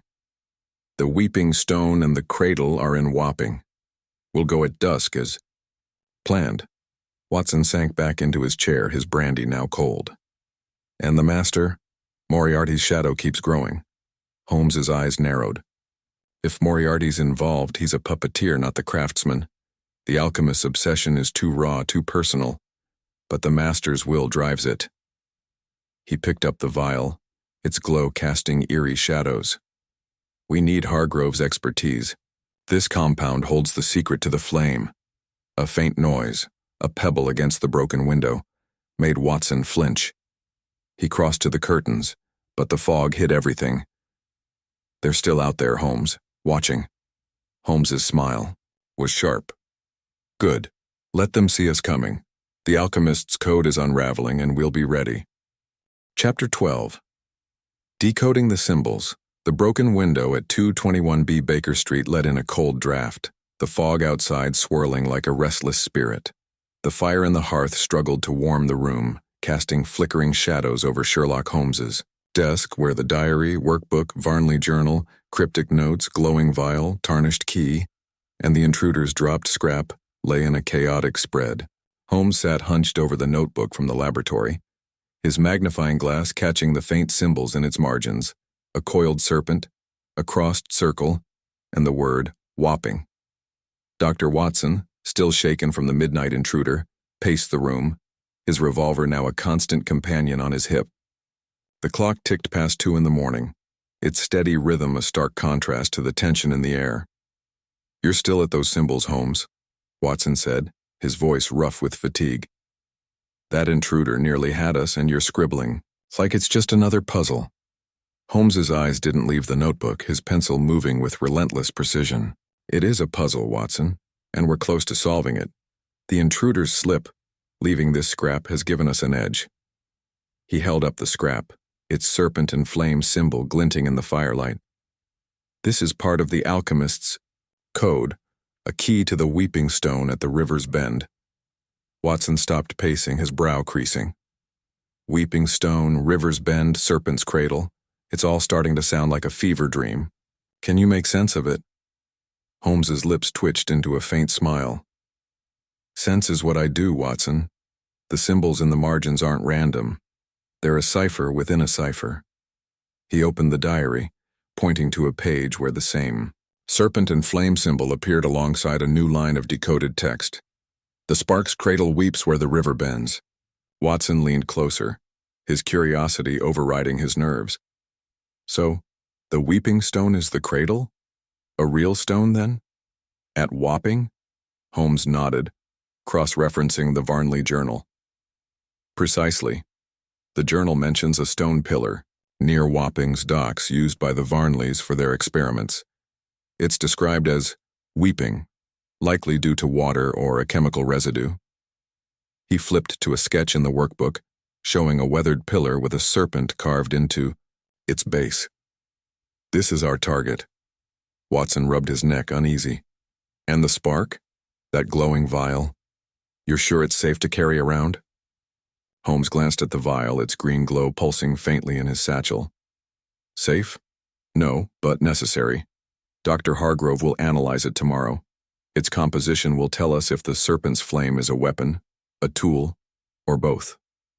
He returned to the notebook, his magnifying glass tracing a sequence of numbers hidden in the margins. 47, 12, 9. These numbers are coordinates, Watson, They pinpoint a spot at Wapping's docks. Watson's eyes widened. Coordinates? This alchemist's thought of everything. But why leave all these clues for us? Holmes's gaze darkened. To test us, or to trap us. The intruder's boldness suggests desperation. The master, whether Moriarty or another, is pushing the alchemist to act. He tapped the scraps. Word. Wapping. This confirms our destination. We go at dusk as the notes demand. A sudden clatter from the street made Watson jump, his hand flying to his revolver. He crossed to the broken window, peering through the curtains. The fog was thick, but a faint shadow moved, a figure cloaked, slipping into an alley. They're back, Holmes, watching us again. Holmes didn't look up, his focus unbroken. Expected. They're guarding the trail, ensuring we follow. He began decoding another marginal symbol, a circle with a dot like a sun. This is alchemical for gold, but here it means completion. The alchemist sees their work as a masterpiece, a final act. Watson's voice was tight. A final act that could burn London to the ground. We need to stop this, Holmes. Holmes's pencil paused, his eyes meeting Watson's. We will. The symbols are the key. Each one, serpent, flame, sun, builds a map to the alchemist's plan. He opened the Varnley journal, finding a passage that matched the sun symbol. The flame's cradle is complete when the sun sets on the weeping stone. Watson sank into his chair, his brandy long forgotten. Sunset at the weeping stone. That's dusk, then. We're walking into their trap, aren't we? Holmes's smile was sharp. A trap is only dangerous if you don't see it. We'll turn their game against them. He spread the map fragment, its lines clearly marking a dock at Wapping's river bend. The pillar is there, likely hiding the cradle, a device, a vault, or the spark itself. A faint creak from the hallway made Watson tense, his revolver in hand. Not again, he muttered, moving to the door. Holmes followed, his pistol ready, their steps silent on the rug. The hallway was empty, but a small envelope lay on the floor, slipped under the front door. Its wax seal bore the lion and serpent crest. Holmes opened it, revealing a single line in the jagged handwriting. The symbols lead to truth, but truth burns. Find the stone at dusk. Watson's jaw tightened. Another note? They're toying. With us, Holmes? Holmes folded the note, his mind racing. Not toying, guiding. The alchemist wants us at Wapping, but they're not ready to reveal themselves. He returned to the desk, adding the note to the pile. The symbols are aligning. The serpent, the flame, the sun. They all point to the pillar. We'll find. The cradle there. Watson rubbed his temples, exhaustion creeping in. And the master? If Moriarty's behind this, we're in over our heads. Holmes's eyes narrowed. Moriarty's shadow is present, but the alchemist's passion is too raw for his control. The master may be a figurehead, using the alchemist's genius for their own ends. He picked up the key, its crest glinting. This will unlock the cradle, whatever it is. As the clock struck 3, Holmes returned to the symbols, decoding. Another fragment. The serpent guards the flame where the stone weeps. Watson watched, his unease growing, sensing the weight of the alchemist's plan closing in. We leave for Wapping at dusk, Holmes said, his voice steady. Rest. Now, Watson. The symbols have spoken and we'll follow their truth. Chapter 13. The Trail to Whitechapel. The fog over London was a heavy gray cloak, swallowing the gas lamp's glow as Sherlock Holmes and Dr. Watson sat in the dim warmth of 221B Baker Street. The fire crackled, casting jittery shadows across Holmes's desk, where the diary, workbook, Varnley journal, cryptic notes, glowing vial, tarnished key, and the intruder's scrap lay like pieces of a dangerous game. Holmes's eyes were fixed on the notebook from the laboratory, his magnifying glass hovering over the marginal symbols, a serpent, a flame, a sun, and the word Wapping. Dr. Watson, his nerves frayed from the midnight intruder, clutched a cup of tea, his revolver within reach on the table. The clock ticked past 3 in the morning, its steady rhythm a stark contrast to the tension in the room. You're still at those symbols, Holmes, Watson said, his voice rough with exhaustion. We've got a lead to Wapping at dusk, and you're digging deeper into that notebook. What more do you hope to find? Holmes's pencil paused, his eyes glinting in the firelight. The alchemist's code is a map, Watson, and every symbol is a step. I've decoded another fragment from the margins. The serpent's path twists through the city's veins to the shadowed heart. He tapped the notebook, where a new sequence of numbers, 19, 8, 3, sat beside a sketch of a serpent coiled around a dagger. Watson frowned, setting his tea down. City's veins, shadowed heart, more riddles. Does this mean Wapping's not the end? Holmes leaned back, steepling his fingers. Wapping is a stop, not the destination. The numbers 1983 suggest a new location. If we treat them as coordinates or a code, they point to Whitechapel, a district known for its dark alleys and darker secrets. He pulled the map fragment. From the stranger's note, its lines tracing the Thames's curve but also hinting at a route eastward. Watson's eyes widened. Whitechapel? That's a rough place. Thieves, cutthroats, and worse. If the alchemist's hiding there, we're walking into trouble. Holmes's smile was sharp. Trouble is where the truth hides, Watson. The shadowed heart could be a specific place, a building, a hideout, or another vault. The serpent's path is leading us deeper into the alchemist's web. Watson rubbed his neck, uneasy. And that glowing vial? You're still carrying it around like it's not a bomb waiting to go off. Holmes glanced at the vial in his satchel, its green glow faint but ominous. Dr. Hargrove will analyze it at dawn. Its contents will confirm if the serpent's flame is explosive or something more sinister. He held up the intruder's scrap, its serpent and flame symbol catching the light. This scrap ties Wapping to Whitechapel. The alchemist is moving, and we must follow. A sudden thud from the street below made Watson jump, his hand flying to his revolver. He crossed to the broken window, peering into the fog. A faint shadow moved, then vanished. They're out there again. Holmes, watching us. Holmes didn't flinch, his focus on the notebook. Let them watch. Their presence confirms we're close. He opened the Varnley journal, finding a passage that matched the serpent and dagger symbol. The shadowed heart beats in the city's east, where the serpent's blade cuts deep. Watson's jaw tightened. East, Whitechapel. And a blade? This is getting uglier by the minute. Holmes nodded, his mind racing. The alchemist's code is deliberate. The serpent's blade could be a literal weapon or a metaphor for betrayal. Whitechapel's history of crime makes it a perfect hiding place. He cross-referenced the diary, finding a marginal note with the same numbers, 1983, beside a sketch of a narrow street lined with crumbling buildings. Watson leaned closer, his voice low. So, we go to Wapping at dusk, then Whitechapel? Or are we splitting our hunt? Holmes's eyes narrowed. Wapping first. The weeping stone is there, likely hiding the cradle of the spark. But the marginal clues suggest Whitechapel is where the alchemist or their master will be. He picked up the tarnished key, its crest glinting. This key may unlock the cradle in Wapping, but the shadowed heart in Whitechapel is the true goal. A soft creak from the hallway made Watson spin, his revolver raised. Not another intruder, he muttered, moving to the door. Holmes followed, his pistol in hand, their steps silent. The hallway was empty, but a small parcel lay on the floor, slipped under the front door. Its wrapping bore the lion and serpent crest. Holmes opened it cautiously, revealing a single sheet of paper with a ciphered message and a tiny brass gear, etched with a serpent. The message, in the jagged handwriting, read, "The serpent's path leads to the shadowed heart. Find it, or the flame spreads." Watson's heart raced. Another clue? They're leading us like dogs on a leash. Holmes folded the paper, his expression cold. A leash will break, Watson. This gear is a piece of the alchemist's device, part of the serpent's flame.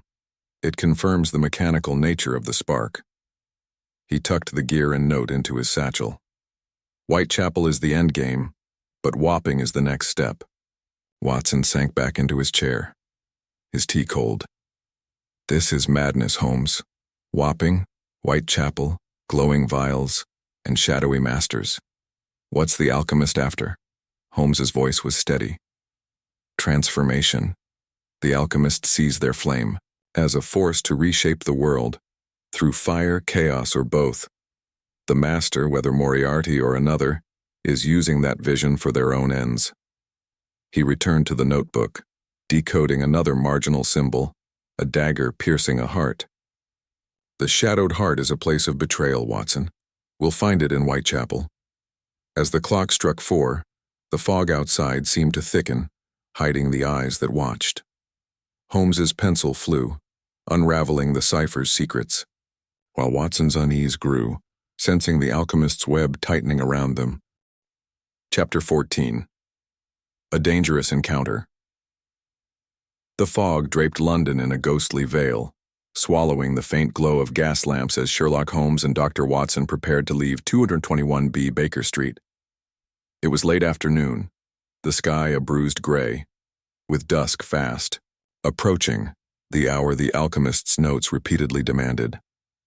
Holmes's satchel was heavy with the diary, workbook, Varnley journal, cryptic notes, glowing vial, tarnished key, and the brass gear etched with a serpent. His eyes burned with focus, his mind piecing together the marginal clues pointing to Wapping's weeping stone and Whitechapel's shadowed heart. Watson, his revolver tucked in his coat, checked his watch, his face tense with unease. The memory of the midnight intruder and the new parcel's warning lingered like a bad dream. "You're sure about Wapping, Holmes?" Watson asked, pulling his scarf tighter against the chill.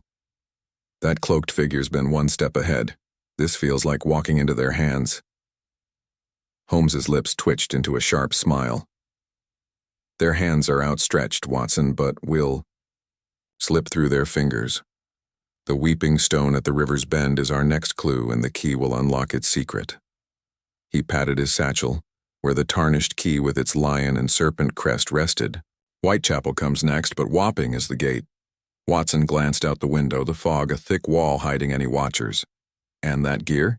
You think it's part of the serpent's flame?" Holmes nodded, his voice low. "A component of the device, likely mechanical. The alchemist's sketches show a complex machine, part chemical, part clockwork. The gear confirms it's real and nearly ready."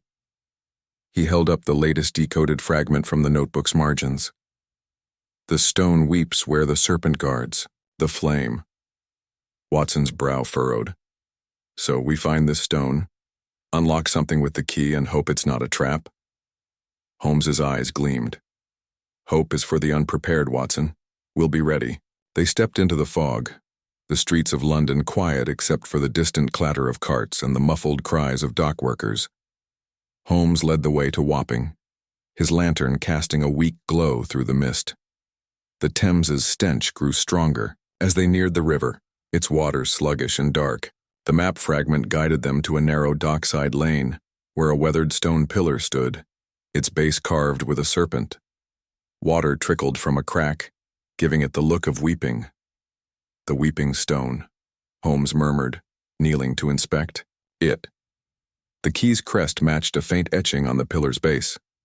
"This is it." Watson kept watch, his revolver ready, his eyes scanning the fog. "Hurry, Holmes, this place feels wrong." Holmes inserted the key into a hidden slot in the pillar. A soft click echoed, and a small panel slid open, revealing a metal box. Inside was a folded paper and a tiny glass tube filled with a red liquid, glowing faintly like the green vial in his satchel. The paper in the jagged handwriting read, "The flame grows. The shadowed heart beats in the east. Beware the serpent's strike." Watson's heart raced. Another vial? And more warnings about Whitechapel. This alchemist's obsessed with fire. Holmes tucked the paper and tube into his satchel, his face grim. The red liquid may be a catalyst for the green. Together they could power the serpent's flame. "We need Hargrove's analysis urgently." He closed the panel, but a sudden rustle from the fog made him freeze. Watson spun, his revolver raised. "Who's there?" He called, his voice sharp. A figure emerged from the mist, tall, cloaked, a blade glinting in their hand. Their face was hidden, but their voice was cold, familiar from the crypt in Baker Street. "You're stubborn, Holmes," they rasped. "The alchemist's flame isn't yours to touch." Holmes stepped forward, his pistol drawn, his tone calm but deadly. "And you're reckless, showing yourself again. Who's the master? What's the flame's purpose?" The figure laughed, a chilling sound. "The master reshapes the world. The flame cleanses it. You're too late." They lunged, their blade slicing through the fog toward Holmes. Watson fired, the shot cracking through the air. The figure dodged, their cloaks swirling, and threw a small vial at the ground. It shattered, releasing a cloud of choking smoke. Holmes grabbed Watson's arm, pulling him back. "Run!" he shouted, coughing as the smoke stung their eyes. They stumbled down the lane, the figure's footsteps fading into the fog. The pillar loomed behind them, its weeping stone silent but ominous. Watson panted, his revolver still in hand. "That was too close, Holmes. They're not just warning us anymore. They're trying to kill us." Holmes's eyes burned with resolve. "They're desperate, Watson. The alchemist's plan is nearing its peak, and we're too close." He checked his satchel, ensuring the new clues were safe. The red vial and the note point to Whitechapel. The shadowed heart is where we'll find the master. They hurried back to Baker Street, the fog hiding their path but not their pursuers' eyes. Inside, Holmes spread the new paper on his desk, its ciphered text matching the diary's symbols. He decoded a fragment under the firelight. "The woe. Serpent strikes where the heart beats darkest." Watson sank into his chair, his hands shaking. "Darkest heart? Whitechapel's full of dark places. How do we even start?" Holmes picked up the brass gear, its serpent etching glinting. "The gear and vials are parts of the device. The alchemist's notes suggest a machine hidden in Whitechapel, ready to unleash the flame. We'll find it, and the master, at dusk, tomorrow." A faint tap at the broken window made Watson flinch. He crossed to the curtains, but the fog hid everything. "They're still out there, Holmes. Watching." Holmes's smile was sharp. "Let them. The alchemist's code is ours, and we'll use it to end their game." Chapter 15. The Hidden Formula. The fog over Baker Street was a thick, suffocating blanket, seeping through the broken window of 221B and chilling the room despite the fire's feeble glow. Sherlock Holmes sat at his desk, his eyes locked on the latest clues. The diary, workbook, Varnley journal, cryptic notes, glowing green vial, red vial, tarnished key, and the brass gear etched with a serpent. The paper from the weeping stone at Wapping lay open, its jagged handwriting and ciphered text a taunting puzzle. Dr. Watson, still rattled from their dangerous encounter at the docks, paced with his revolver in hand, his face pale under the weight of the alchemist's threats. The clock ticked past 4 in the morning, its steady beat a stark contrast to the pounding of Watson's heart. "You're still at it, Holmes," Watson said, his voice rough with exhaustion and nerves. "That cloaked figure nearly had us, at Wapping, and you're poring over symbols like it's just another day." Holmes's pencil didn't pause, his magnifying glass catching the faint marginal notes on the new paper. "Every day is a puzzle, Watson, and this one's nearing its solution." He tapped the decoded fragment from the paper. "The serpent strikes where the heart beats darkest. The shadowed heart is in Whitechapel, and this note hides a formula, the key to the serpent's flame." Watson stopped pacing, his brow creasing. "A formula? You mean for that glowing stuff in the vials? It's bad enough we're carrying 2 of them now." Holmes held up the green and red vials, their faint glows casting eerie shadows. "These are components of the alchemist's device. The green is a base compound, unstable, likely explosive. The red may be a catalyst amplifying its power." He opened the workbook, pointing to a sketch of the orb device with chemical notations. The marginal notes in the diary and this new paper hide a formula for combining them. Watson's eyes widened, his voice tight. "Combine them? You're saying the alchemist wants to mix those to make the flame? That could burn London to ashes." Holmes's expression was grim. "Precisely. The formula is incomplete, but the marginal symbols, serpent, flame, dagger, encode the ratios and conditions. He flipped to the Varnley journal, finding a matching passage. The flame is born of two hearts, one green, one red, bound by the serpent's will. Watson rubbed his temples, his revolver resting on the table. So, the shadowed heart. In Whitechapel is where they're mixing this stuff. We need to stop them, Holmes. Holmes nodded, his pencil sketching a sequence of numbers from the paper's margins. 19, 8, 3, and a new set. 7, 2, 1. These are coordinates, Watson, pinpointing a location in Whitechapel, an alley or warehouse. The serpent's will suggests a final step, likely where the device is assembled. He cross-referenced the diary, finding a marginal note with a sun symbol and the word union. Watson leaned closer, curious despite his fear. Union? A street? A building? Holmes spread the map fragment, its lines tracing the Thames to a narrow alley in Whitechapel. Union Street, a grim corner of the district. It's known for abandoned warehouses and shady dealings, a perfect hideout for the alchemist. He pointed to the gear, its serpent etching glinting.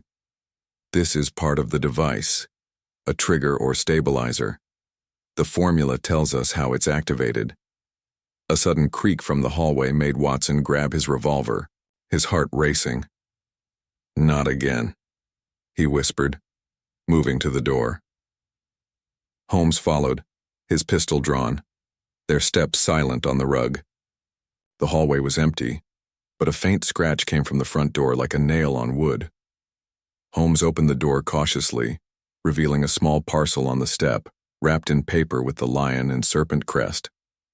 Inside was a single sheet, its ciphered text dense with symbols and a tiny glass lens etched with a flame. The message, in the familiar jagged handwriting, read, "The formula is yours, but the heart strikes at dusk. Find union, or the flame rises." Watson's jaw tightened. Another note? They're leading us straight to Whitechapel, aren't they? Holmes tucked the sheet and lens into his satchel, his mind racing. They're pushing us, Watson, but they've made a mistake. This lens is another piece of the device, optical, perhaps to focus the flame's energy. He examined the sheet, decoding a fragment under the firelight. The heart's pulse quickens where union meets the shadow. Watson sank into his chair, his tea long cold. Union Street, then. But what's the shadow, another trap? Holmes's eyes narrowed.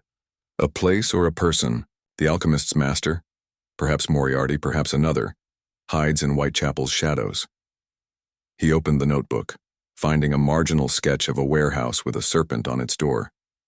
This is our target. The formula is nearly complete, but we need Dr. Hargrove to confirm the vial's danger. A faint tap at the broken window made Watson flinch. He crossed to the curtains, peering into the fog, but saw only swirling mist. They're out there, Holmes, watching us. Holmes's smile was sharp. Good. They think they're in control, but the formula gives us power. He held up the lens, its flame etching catching the light.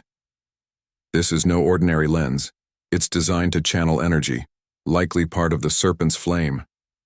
Watson's voice was tense. So we go to Whitechapel at dusk, with two vials that could blow us up and a madman waiting? Holmes nodded, his gaze steady. We go prepared, Watson. Hargrove's analysis will arm us with knowledge. The alchemist's formula is ours now, and we'll use it to stop the flame. As the clock struck 5, the fog outside thickened, hiding the eyes that watched. Holmes returned to the cipher, decoding more of the formula's secrets while Watson's fear grew, sensing the alchemist's web tightening around them. Chapter 16. The Clockmaker's Puzzle. The fog clung to Baker Street like a stubborn shadow, seeping through the broken window of 221B and chilling the room despite the fire's faint glow. Sherlock Holmes sat at his cluttered desk, surrounded by the diary, workbook, Varnley journal, cryptic notes, green and red vials, tarnished key, brass gear, and the glass lens etched with a flame. The latest note from the Whitechapel parcel lay open, its ciphered text and warning. The formula is yours, but the heart strikes at dusk. Find union, or the flame rises, burning in Holmes's mind. Dr. Watson, his nerves stretched thin from the constant threats, stood by the window, revolver in hand, watching the fog for their unseen stalker. The clock ticked past 5 in the morning, its steady rhythm a faint comfort against the growing dread. "You're still digging into that cipher, Holmes," Watson said, his voice rough with fatigue.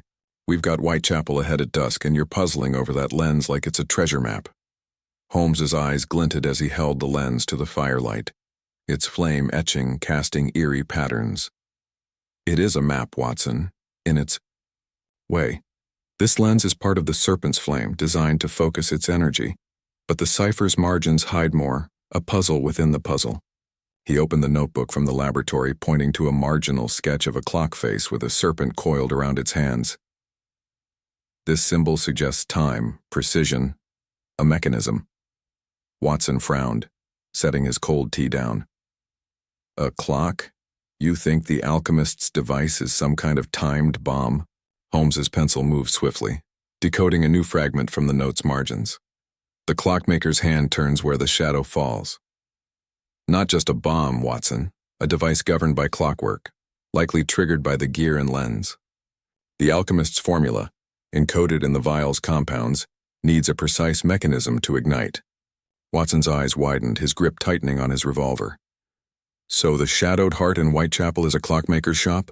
Or a machine?" Holmes nodded, cross-referencing the Varnley journal. A passage caught his eye. "The flames, heartbeats with the tick of the clock guarded by the serpent's eye." He tapped the lens. "The serpent's eye is this lens focusing the flame's power. The clockmaker's hand points to a specific place on Union Street, a workshop perhaps, where the device is being built." Watson rubbed his temples, his voice tense. "Union Street's a rat's nest of dives and dens. Finding a clockmaker there won't be easy." Holmes spread the map fragment, its lines pinpointing a narrow alley off Union Street. The coordinates 1983 and 721 narrow it to a single building likely abandoned. The alchemist hides in plain sight, using Whitechapel's chaos as cover. He examined the brass gear, its serpent etching glinting. "This gear is a timing mechanism, ensuring the flame ignites at the right moment." A sudden creak from the hallway made Watson spin, his revolver raised. "Not another intruder," he muttered, moving to the door. Holmes followed, pistol in hand, their steps silent. The hallway was empty, but a small wooden box sat on the floor, slipped under the front door. Its lid bore the lion and serpent crest. Holmes opened it cautiously, revealing a tiny clockwork cog, etched with a sun symbol, and a folded note in the jagged handwriting. "The clock ticks to the heart's beat. Find the maker, or the flame." "Wakes." Watson's jaw tightened. "Another piece of the device. They're practically handing us the puzzle now." Holmes tucked the cog and note into his satchel, his mind racing. "Not handing, Watson, taunting. The alchemist wants us in Whitechapel, but their betting will fail." He examined the cog, its delicate teeth matching the gear's design. "This is part of the same mechanism. The clockmaker is key, either a person or a machine." Watson sank into his chair, his revolver on the table. "A person? You think the alchemist's a clockmaker?" Holmes's eyes narrowed. "Possibly. Or they've employed one. Whitechapel's full of skilled craftsmen fallen on hard times, perfect for the alchemist's needs." He opened the diary, finding a marginal note with a clock face and the number 12. "Midnight or noon, perhaps. The device may be set to activate then." Watson's stomach churned. "A time device? In Whitechapel? Holmes, we're talking about a catastrophe." Holmes's voice was steady. "Which is why we act, at dusk. Dr. Hargrove's analysis of the vials will confirm their danger, but the clockwork puzzle tells us the device's structure." He decoded another fragment from the note. "The maker's hand guides the flame where union meets the shadow." Watson leaned closer, his fear mixing with curiosity. "So we find this clockmaker's shop on Union Street, stop the device, and catch the alchemist? Sounds simple, but I don't trust it." Holmes's smile was sharp. "Nothing simple is worth pursuing, Watson.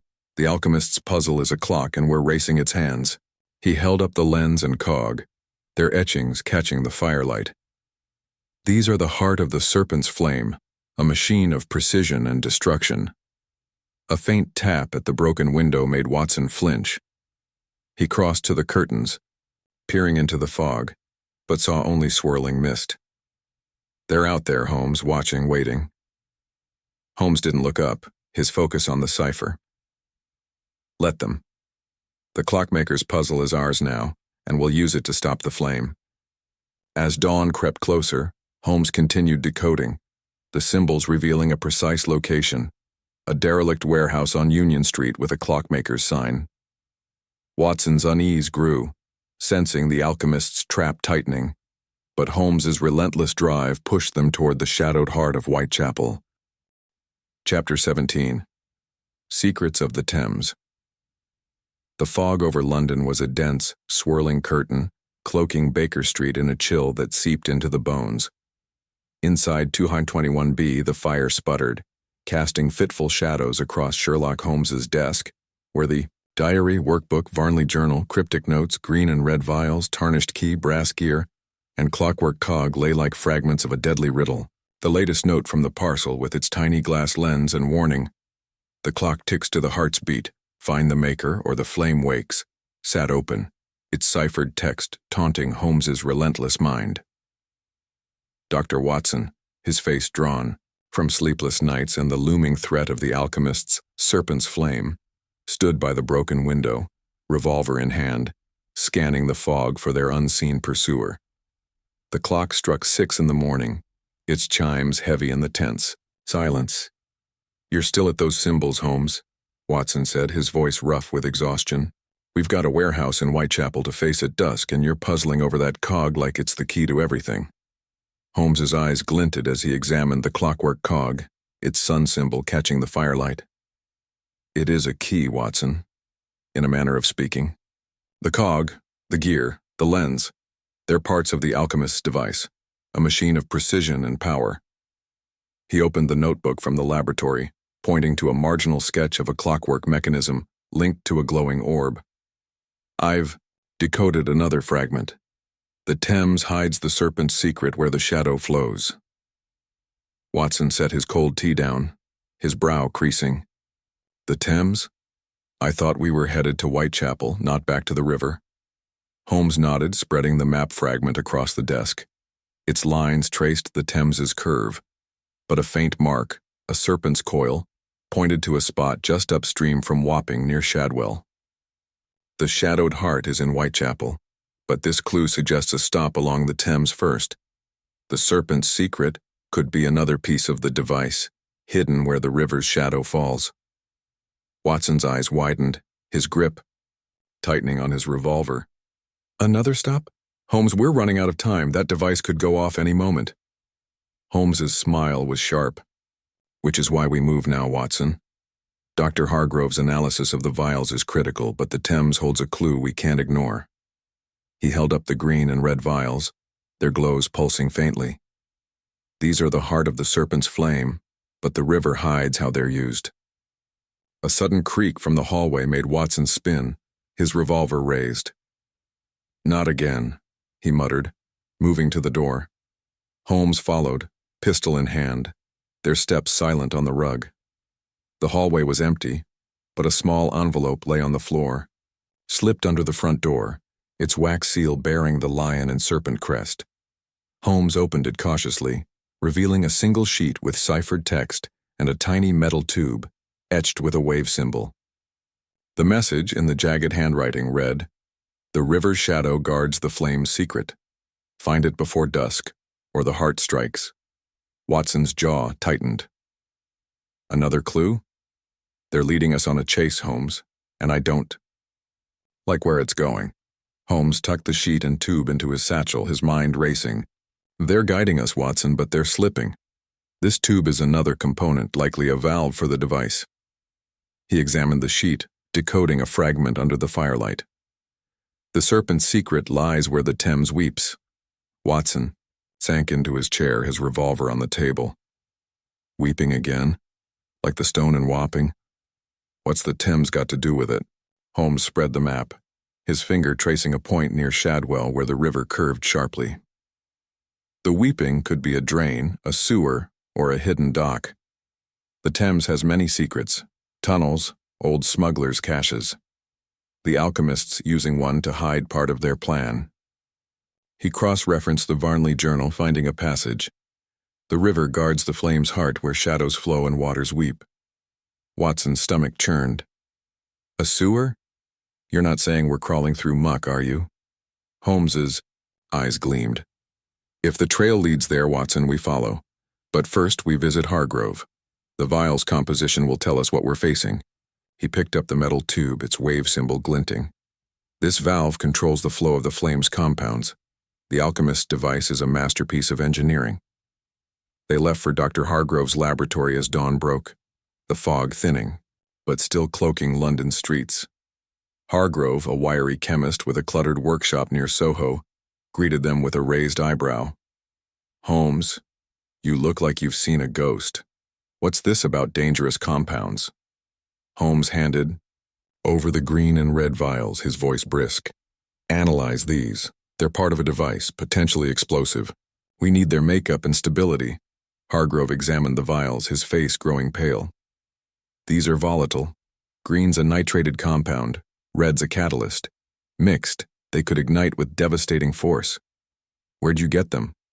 Holmes's tone was grim. A madman's puzzle. We're tracking its source. Can you confirm their purpose? Hargrove nodded, setting to work with test tubes and burners. Hours later he returned, his expression grave. The green is a fuel, highly unstable. The red accelerates it, creating a chain reaction. With the right trigger, say a clockwork mechanism, it could level a city block. Watson's heart sank. A block? Holmes, this is worse than we thought. Holmes's eyes narrowed. As expected. The gear cog, lens, and valve are the trigger. The Thames holds the final piece. He thanked Hargrove and led Watson back into the fog, their path set for Shadwell. The Thames was a dark ribbon, its waters lapping at a crumbling dock near Shadwell. A rusted grate, half hidden by weeds, marked a sewer entrance, its damp stones weeping with river water. Holmes knelt, his lantern revealing a serpent symbol etched into the grate. Here, he said, inserting the key. The grate creaked, open, revealing a dark tunnel. Watson gripped his revolver, his voice tense. You're serious? We're going in there? Holmes's smile was sharp. The river's secrets don't come easy, Watson. They descended, the tunnel's air thick with damp and chemicals. At its end was a small chamber, its walls lined with crates. One bore the lion and serpent crest, containing a folded map, and a metal rod etched with a flame. The map marked a warehouse on Union Street, Whitechapel. The note read, "The flame's heart beats where shadows reign. Dusk is the hour." Watson's voice shook. Whitechapel again. This is it, Holmes. The endgame. Holmes tucked the map and rod into his satchel. The Thames has spoken. The alchemist's device is in Whitechapel, and dusk will reveal the master. As they climbed out, a shadow moved in the fog, a cloaked figure watching. Watson raised his revolver, but Holmes stopped him. Not yet, Watson. The secrets of the Thames have armed us. Let's meet the alchemist on their ground. Chapter 18. The vanishing informant. The fog over London was a thick, choking veil, wrapping the city in a shroud as Sherlock Holmes and Dr. Watson emerged from the dank sewer near Shadwell.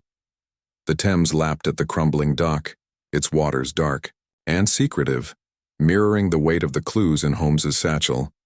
The diary, workbook, Varnley journal, cryptic notes, green and red vials, tarnished key, brass gear, clockwork cog, glass lens, and the metal rod etched with a flame. The new map from the sewer crate marked with a Whitechapel warehouse on Union Street and its note, "The flame's heart beats where shadows reign. Dusk is the hour," burned in Holmes's mind. Watson, his revolver gripped tightly, scanned the fog for the cloaked figure they'd glimpsed, his nerves frayed from the endless chase. The air was heavy with river damp and a faint chemical tang, the clock ticking toward dusk. "We're getting closer, Holmes," Watson said, his voice low and tense.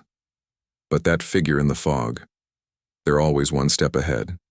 This feels like a trap." Holmes's eyes glinted in the lantern's weak glow. "A trap will turn to our advantage, Watson. The Thames has given us the alchemist's map, and the shadowed heart in Whitechapel is where the serpent's flame will be unveiled. He tucked the metal rod into his satchel, its flame etching catching the light. This rod is another piece of the device, likely a conductor for its energy. Watson's brow furrowed, his breath visible in the chill. Another piece? We've got a whole machine in that bag now. Vials, gears, lenses, rods. What's left? Holmes's smile was sharp. The trigger, Watson. The alchemist's device is nearly complete, but it needs a final spark, likely at Union Street.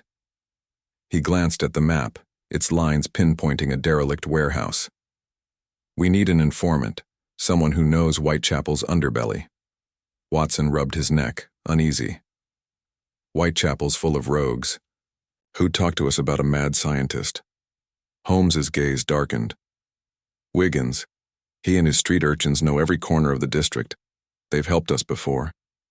He led the way back through the fog, their boots splashing in puddles, as they headed for a tavern near Whitechapel where Wiggins often lingered. The tavern was a grimy hole, its air thick with smoke and the stench of cheap ale. Wiggins, a wiry lad with sharp eyes, sat in a corner sipping a mug. He grinned as Holmes approached. "Mr. Holmes. Trouble again, eh? What's the job?" Holmes slid into the booth, his voice low. "Information, Wiggins. A warehouse on Union, street marked by a serpent. Anything about strange machines, chemicals, or a cloaked figure?" Wiggins's grin faded, his eyes darting nervously. "Union Street's bad news, sir. There's a warehouse. Old clockmaker's place. Boarded up. Folks say it's haunted, but I've seen lights there at night. And a man in a cloak sneaking in. Smells like chemicals, too." Watson leaned closer, his revolver hidden under his coat. "Chemicals? Like something burning?" Wiggins nodded, his voice hushed. "Yeah, and hissing, like steam. My boys heard whispers of a flame, some big plan, but no one gets close. Last lad who tried, vanished." Holmes's eyes narrowed. "Vanished? When?" Wiggins shrugged, uneasy. 2 nights ago. Tommy, my best runner, said he'd scout the warehouse, never came back." Watson's stomach twisted. "This is getting uglier, Holmes. If kids are disappearing—" Holmes cut him off, his tone sharp. "We'll find Tommy, Wiggins. Describe the warehouse." Wiggins leaned in, his voice a whisper. "Big falling apart with a serpent carved on the door. Back entrance off an alley, always locked. Cloaked man comes and goes at dusk, that's all I know." Holmes tossed him a coin. "Keep your boys away from Union Street, we'll handle it." He stood, signaling Watson to follow. As they stepped into the fog, Wiggins called after them, "Be careful, Mr. Holmes, that place ain't right." The streets of Whitechapel were a maze of narrow alleys, the fog hiding lurking shadows. Holmes led the way to Union Street, the map guiding them to the warehouse, a crumbling building with boarded windows and a serpent-carved door. The air carried a faint chemical sting, like the laboratory by the Thames. Holmes knelt by the door, examining the lock. "The key fits here," he said, inserting the tarnished key. It turned with a click, and the door creaked open, revealing a dark interior filled with the hum of machinery and a faint green glow. Watson gripped his revolver, his voice low. "This is it, Holmes. The shadowed heart." Holmes nodded, his lantern revealing tables cluttered with vials, gears, and wires. A massive machine loomed at the center, a glass orb connected to pipes, pulsing with green and red light. A note lay beside it in the jagged handwriting. "The flame's heart is ready, the informant failed, dusk brings the strike." Watson's heart raced. "The informant? Tommy?" "They got him, Holmes." Holmes's face was grim. "The alchemist is tying up loose ends. Tommy saw too much." He examined the machine, its components matching the gear, cog, lens, and rod. "This is the serpent's flame, nearly complete." A sudden clatter from the back of the warehouse made Watson spin, his revolver raised. A cloaked figure stood in the shadows, a blade glinting. "You're too late, Holmes," they rasped. "The flame rises tonight." Holmes drew his pistol, his voice cold. "Where's the boy? What's the alchemist's plan?" The figure laughed, tossing a vial of blue liquid to the floor. It shattered, releasing a choking mist. The boy's gone. The flame will cleanse all. They vanished into the shadows as the mist thickened. Holmes grabbed Watson, pulling him toward the door. Run! They stumbled into the alley, coughing, the warehouse's glow fading behind them. Watson panted, his revolver still in hand. They've got Tommy, Holmes, and that machine, it's ready. Holmes's eyes burned with resolve. Not yet, Watson. The alchemist needs one final piece. We'll find Tommy and stop the flame at dusk. Chapter 19. The Shadowed Heart. The fog in Whitechapel was a thick, suffocating cloak, swallowing the faint glow of gas lamps as Sherlock Holmes and Dr. Watson hurried away from the serpent-carved warehouse on Union Street. The chemical sting of the blue mist from the cloaked figure's vial lingered in their throats, a sharp reminder of their narrow escape. Holmes's satchel was heavy with clues. The diary, workbook, Varnley journal, cryptic notes, green and red, vials, tarnished key, brass gear, clockwork cog, glass lens, and metal rod. The latest note from the warehouse: the flame's heart is ready.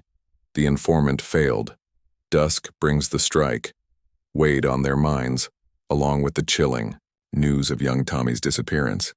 Watson gripped his revolver, his eyes darting through the fog for the cloaked figure, his heart pounding with dread. The clock was ticking toward dusk, the alchemist's chosen hour. That was too close, Holmes. Watson panted, his voice rough, from the mist. They've got Tommy and that machine. It's ready to burn London down. What now?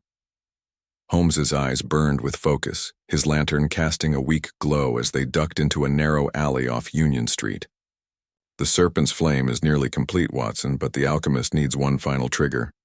Tommy's disappearance means he saw something critical, perhaps the master's identity. He pulled the map from his satchel, its lines marking the warehouse as the Shadowed Heart. We return at dusk, prepared to stop the device and find the boy. Watson's jaw tightened, his revolver steady in his hand. Return? After that trap? Holmes? They're waiting for us.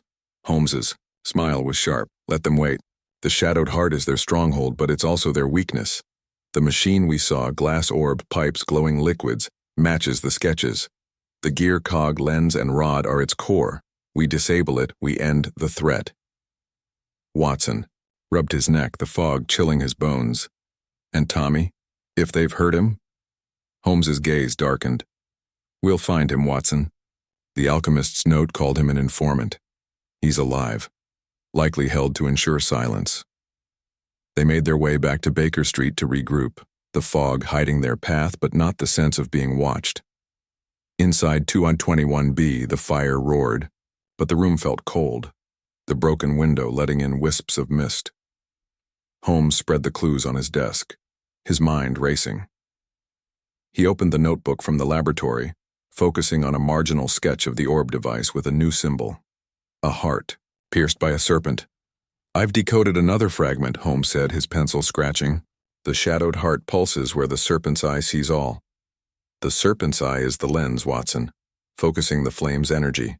It's the key to activating the device. Watson leaned closer, his fear mixing with curiosity. So, we remove the lens, and the machine's useless? Holmes nodded, examining the glass lens, its flame etching glinting. In theory, but the alchemist's design is intricate. The gear and cog control timing, the rod conducts energy, and the vials fuel the reaction. We need to disrupt the sequence. He cross-referenced the Varnley journal, finding a passage. The flame's heart fails if the eye is blinded. Watson's eyes widened. Blinded? You mean smash the lens? Holmes's lips twitched. Subtlety, Watson. We may need the lens intact to understand the device fully. Dr. Hargrove's analysis confirmed the vial's danger. Green fuel, red catalyst. We'll use that knowledge to sabotage the machine. A sudden knock at the door made Watson jump, his revolver in hand. Mrs. Hudson entered, her face pale. A boy left this, Mr. Holmes, ran off before I could ask his name. She handed over a small envelope, its wax seal bearing the lion and serpent crest. Holmes opened it, revealing a single sheet in the jagged handwriting. The shadowed heart awaits at dusk. The boy sees too much. End it, or the flame consumes all. Tucked inside was a tiny lock of dark hair tied with string. Watson's stomach lurched. Tommy's hair? Holmes, they're threatening him. Holmes's face was grim, his fingers tightening on the note. A desperate move. The alchemist is losing control, lashing out to keep us off balance. He tucked the note and hair into his satchel. This confirms Tommy's alive, Watson. They're using him as leverage. Watson's voice shook. We can't let them hurt him. What's the plan? Holmes spread the map, his finger tracing Union Street. We return to the warehouse at dusk, armed with Hargrove's findings and the clues. The shadowed heart is the machine's chamber. We disable it, rescue Tommy, and confront the alchemist or their master. Watson sank into his chair, his revolver on the table. And if it's Moriarty, we're walking into his web. Holmes's eyes narrowed. Moriarty's shadow looms, but the alchemist's passion is too raw for his full control. The master, maybe a pawn, not a king. He picked up the key, its crest glinting. This unlocks the warehouse's secrets. We'll use it to end the game. As dusk approached, they prepared, Holmes with his satchel and pistol, Watson with his revolver and medical kit. The fog thickened, cloaking Whitechapel's alleys as they reached Union Street. The warehouse loomed, its serpent-carved door a silent challenge. Holmes inserted the key, the lock clicking open. Inside, the machine's hum filled the air, its green and red glow pulsing like a heartbeat. Tables held more vials and gears, and a small locked cage in the corner held a frightened boy, Tommy, his eyes wide but unharmed. Tommy, Watson whispered, moving toward him. Holmes grabbed his arm, his voice low. Wait, it's too easy. A shadow moved at the back of the warehouse, a cloaked figure, their blade glinting. You're punctual, Holmes, they rasped. But the flame's heart beats stronger than yours. Holmes drew his pistol, his tone cold.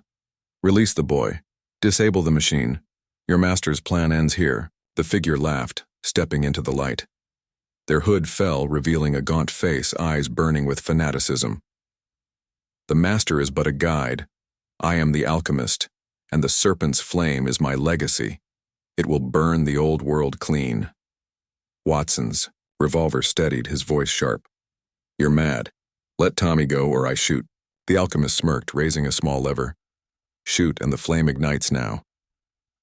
Their hand hovered over the machine, the lens gleaming in its center. Holmes's eyes flicked to the lens, his mind racing. Watson, the lens, blind it. He lunged, tossing a cloth over the lens, disrupting its focus. The machine's hum faltered, lights flickering. The alchemist roared, swinging their blade. Watson fired, the shot grazing their arm. They stumbled, dropping the lever, and fled into the shadows. Holmes rushed to the cage, using the key to free Tommy, who clung to him, trembling. Tommy, what did you see? Holmes asked, his voice urgent. The boy's voice shook. A man in a fine suit giving orders, called himself the master. He left before you came. Watson's heart sank. Moriarty? Holmes's face was grim. Perhaps. We've stopped the flame, but the master's still out there. He turned to the machine, removing the lens and vials, rendering it inert. Take Tommy to Wiggins. Watson, I'll secure this place. As Watson led Tommy into the fog, Holmes stood in the warehouse, the alchemist's words echoing. The flame will burn the old world clean. The shadowed heart was silenced, but the master's shadow lingered, waiting to strike again. Chapter 20, The Final Cipher. The fog over Whitechapel clung to the cobblestones like a living thing, its tendrils curling around the serpent-carved warehouse on Union Street where Sherlock Holmes stood alone. The serpent's flame machine, now silent and inert, loomed in the dim glow of his lantern, its glass orb and pipes stripped of the green and red vials, the glass lens, brass gear, clockwork cog, and metal rod, each safely tucked in Holmes's satchel alongside the diary, workbook, Varnley journal, cryptic notes, and tarnished key. Dr. Watson had taken young Tommy to safety, the boy's trembling words about a master in a fine suit echoing in Holmes's mind. The alchemist, wounded and unmasked as a fanatic, driven by a vision of fiery renewal, had fled into the night. But the shadow of their master, possibly Moriarty, lingered like a specter. The clock had struck 1 in the morning, the fog muffling the city's pulse as Holmes faced the final piece of the alchemist's puzzle. He returned to the machine's table, his eyes scanning for anything overlooked. A faint scratch caught his attention, a serpent symbol etched into the wood beside a hidden drawer. Holmes pried it open with his knife, revealing a single sheet of paper, its edges worn, covered in the densest cipher yet. The jagged handwriting bore a final message, a challenge wrapped in menace. The flame is quenched, but the cipher lives. Decode the master's heart, or the shadow strikes again. Holmes's lips twitched into a grim smile. One last riddle. Alchemist. He sat by the table, lantern light spilling over the page, his pencil already moving. The cipher's symbols, serpents, flames, daggers, suns, wove a pattern he'd come to know intimately, but this was layered with new marks, a crescent moon and a crown. The master's heart, he murmured, his mind racing. Back at Baker Street, Watson returned, his face etched with worry. Tommy's safe with Wiggins, he said, setting his revolver on the table. The boys rattled but unharmed, said the master spoke of a new shadow rising. Holmes, what's that you're working on? Holmes didn't look up, his pencil scratching. The final cipher, Watson, hidden in the warehouse. The alchemist's last taunt, a clue to the master's identity. He tapped the sheet, decoding, a fragment. The shadow's crown rules where the moon weeps. Watson frowned, sinking into his chair. More weeping? Another stone like whopping? Holmes shook his head, cross-referencing the diary's margins. Not a stone, a place. The crescent moon is an alchemical symbol for silver, often tied to deception or hidden power. The crown suggests authority, perhaps a figurehead. He opened the Varnley journal, finding a passage. The master's heart hides where silver reigns and shadows bow. Watson's eyes widened. Silver? A bank? Or a nobleman's house? Holmes's gaze darkened. Or a secret society. The Varnleys were rumored to belong to one, a cabal of alchemists and power brokers. The moon weeps could be a meeting place cloaked in secrecy. He examined the cipher's margins, finding a sequence of numbers, 13, 5, 7, beside a sketch of a crescent moon over a spire. Watson leaned closer, his voice tense. Coordinates again? Where's this leading us? Holmes spread the map fragment, its lines faint but clear.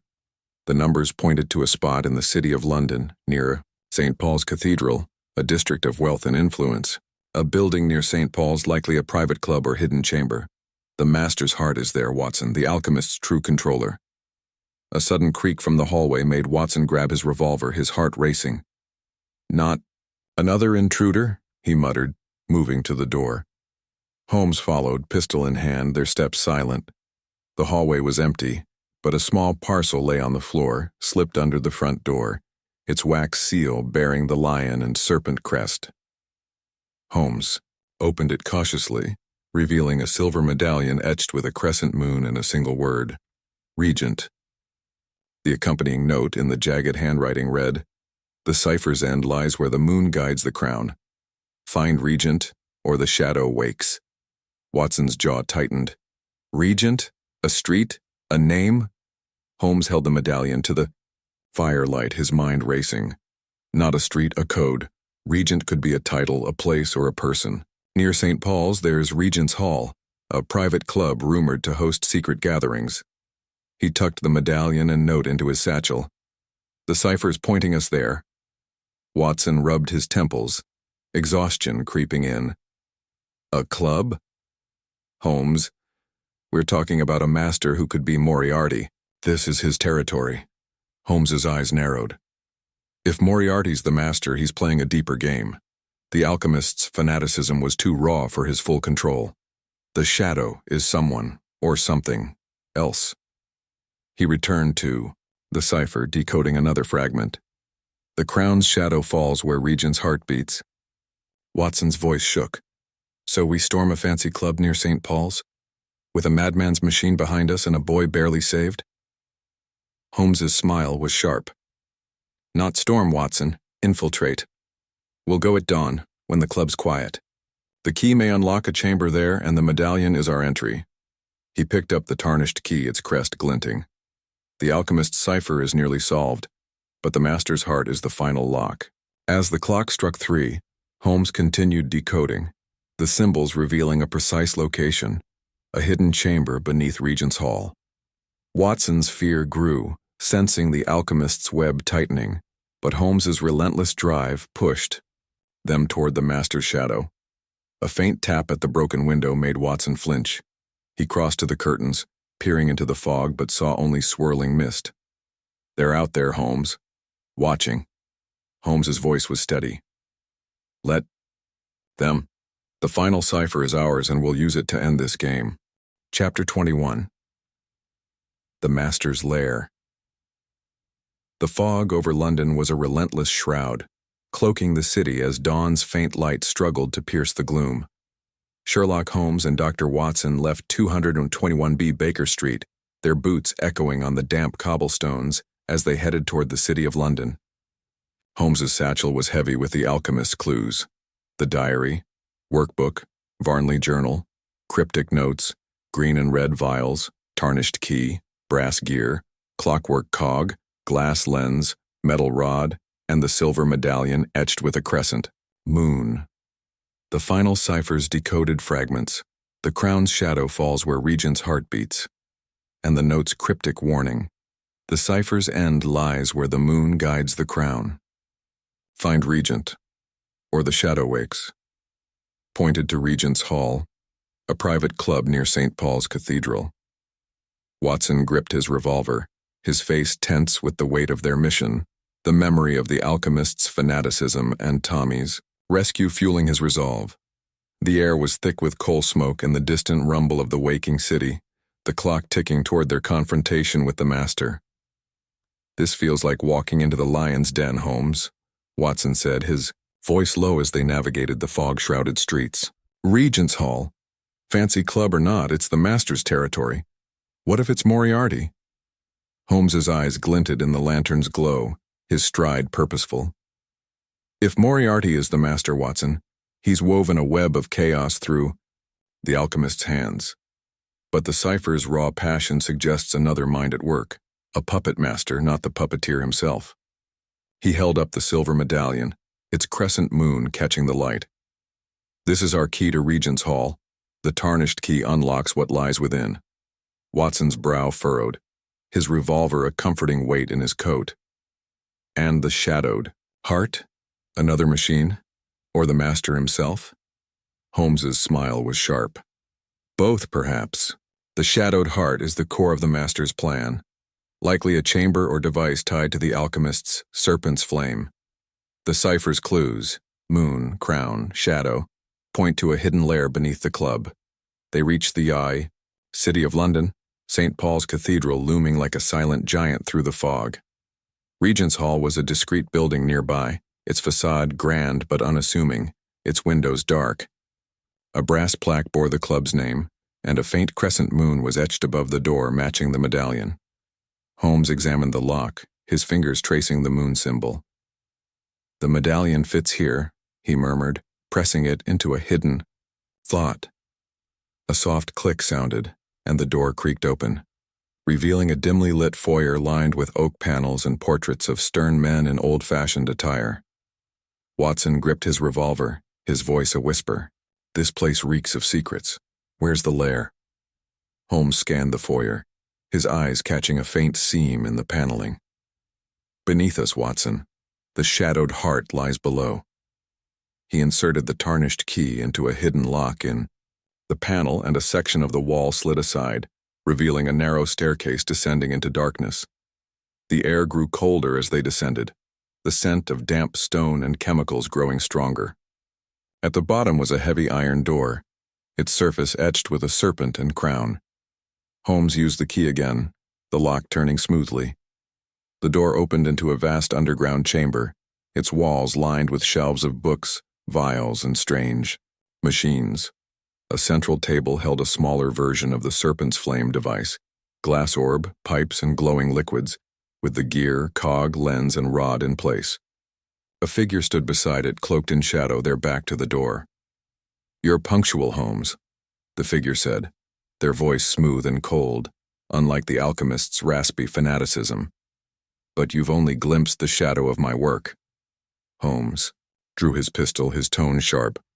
"Turn around. Who are you, the master?" The figure turned, revealing a tall man in a fine suit, his face sharp and pale, eyes gleaming with intellect and menace. "Not the master you expect, I wager. I am Reginald Varnley, last of my line, heir to the alchemist's legacy. The serpent's flame is my vision, not that fool's." Watson's revolver steadied, his voice tight. "Varnley, the family was extinct." Reginald's lips curled into a smirk. "A convenient lie. I've worked in shadow, guiding the alchemist's hand. Moriarty was a useful ally, but his ambitions were crude. The flame will reshape the world. My world." Holmes's eyes narrowed, his mind racing. "Your cipher led us here. Why? To gloat?" Reginald laughed, a chilling sound. "To test you. Holmes, you've solved the cipher, but the flame's heart beats stronger." He gestured to the device, its glow pulsing. "One spark, and London burns clean." Watson's heart raced. "You're mad. We stopped your machine in Whitechapel." Reginald's smirk widened. "A decoy. This is the true shadowed heart. The alchemist's work was a rehearsal. Mine is the finale." He raised a small lever, his hand hovering over the device. "Leave or burn with the old world." Holmes's gaze flicked to the lens in the device, his voice calm. "Watson, the lens, blind it." He lunged, tossing a cloth over the lens, disrupting its focus. The device's hum faltered, lights flickering. Reginald roared, drawing a concealed blade. Watson fired, the shot grazing his shoulder. Reginald stumbled, dropping the lever, and lunged for a hidden door in the chamber's wall. Holmes tackled him, pinning him to the ground, his pistol at Reginald's temple. "Where's Moriarty? What's the true plan?" Reginald's eyes burned with defiance. "Moriarty's a shadow, nothing more. The flame was mine, my legacy." He twisted, grabbing a vial from his coat and smashing it on the floor. A choking mist rose, stinging their eyes. Holmes coughed, dragging Reginald toward the door. "Watson." "The device! Disable it!" Watson rushed to the machine, removing the lens and vials, rendering it inert. The mist thickened, and Reginald slipped from Holmes's grasp, vanishing through the hidden door. They stumbled up the stairs, coughing, the chamber's glow fading behind them. Outside, the fog swallowed Regent's Hall, but the city was safe, for now. Back at Baker Street, Holmes spread the clues on his desk, his face grim. "Reginald Varnley was the master, Watson, but Moriarty's shadow remains. The cipher's solved, but the game isn't over." Watson sank into his chair, his revolver on the table. "We stopped the flame, Holmes. Isn't that enough?" Holmes's smile was sharp.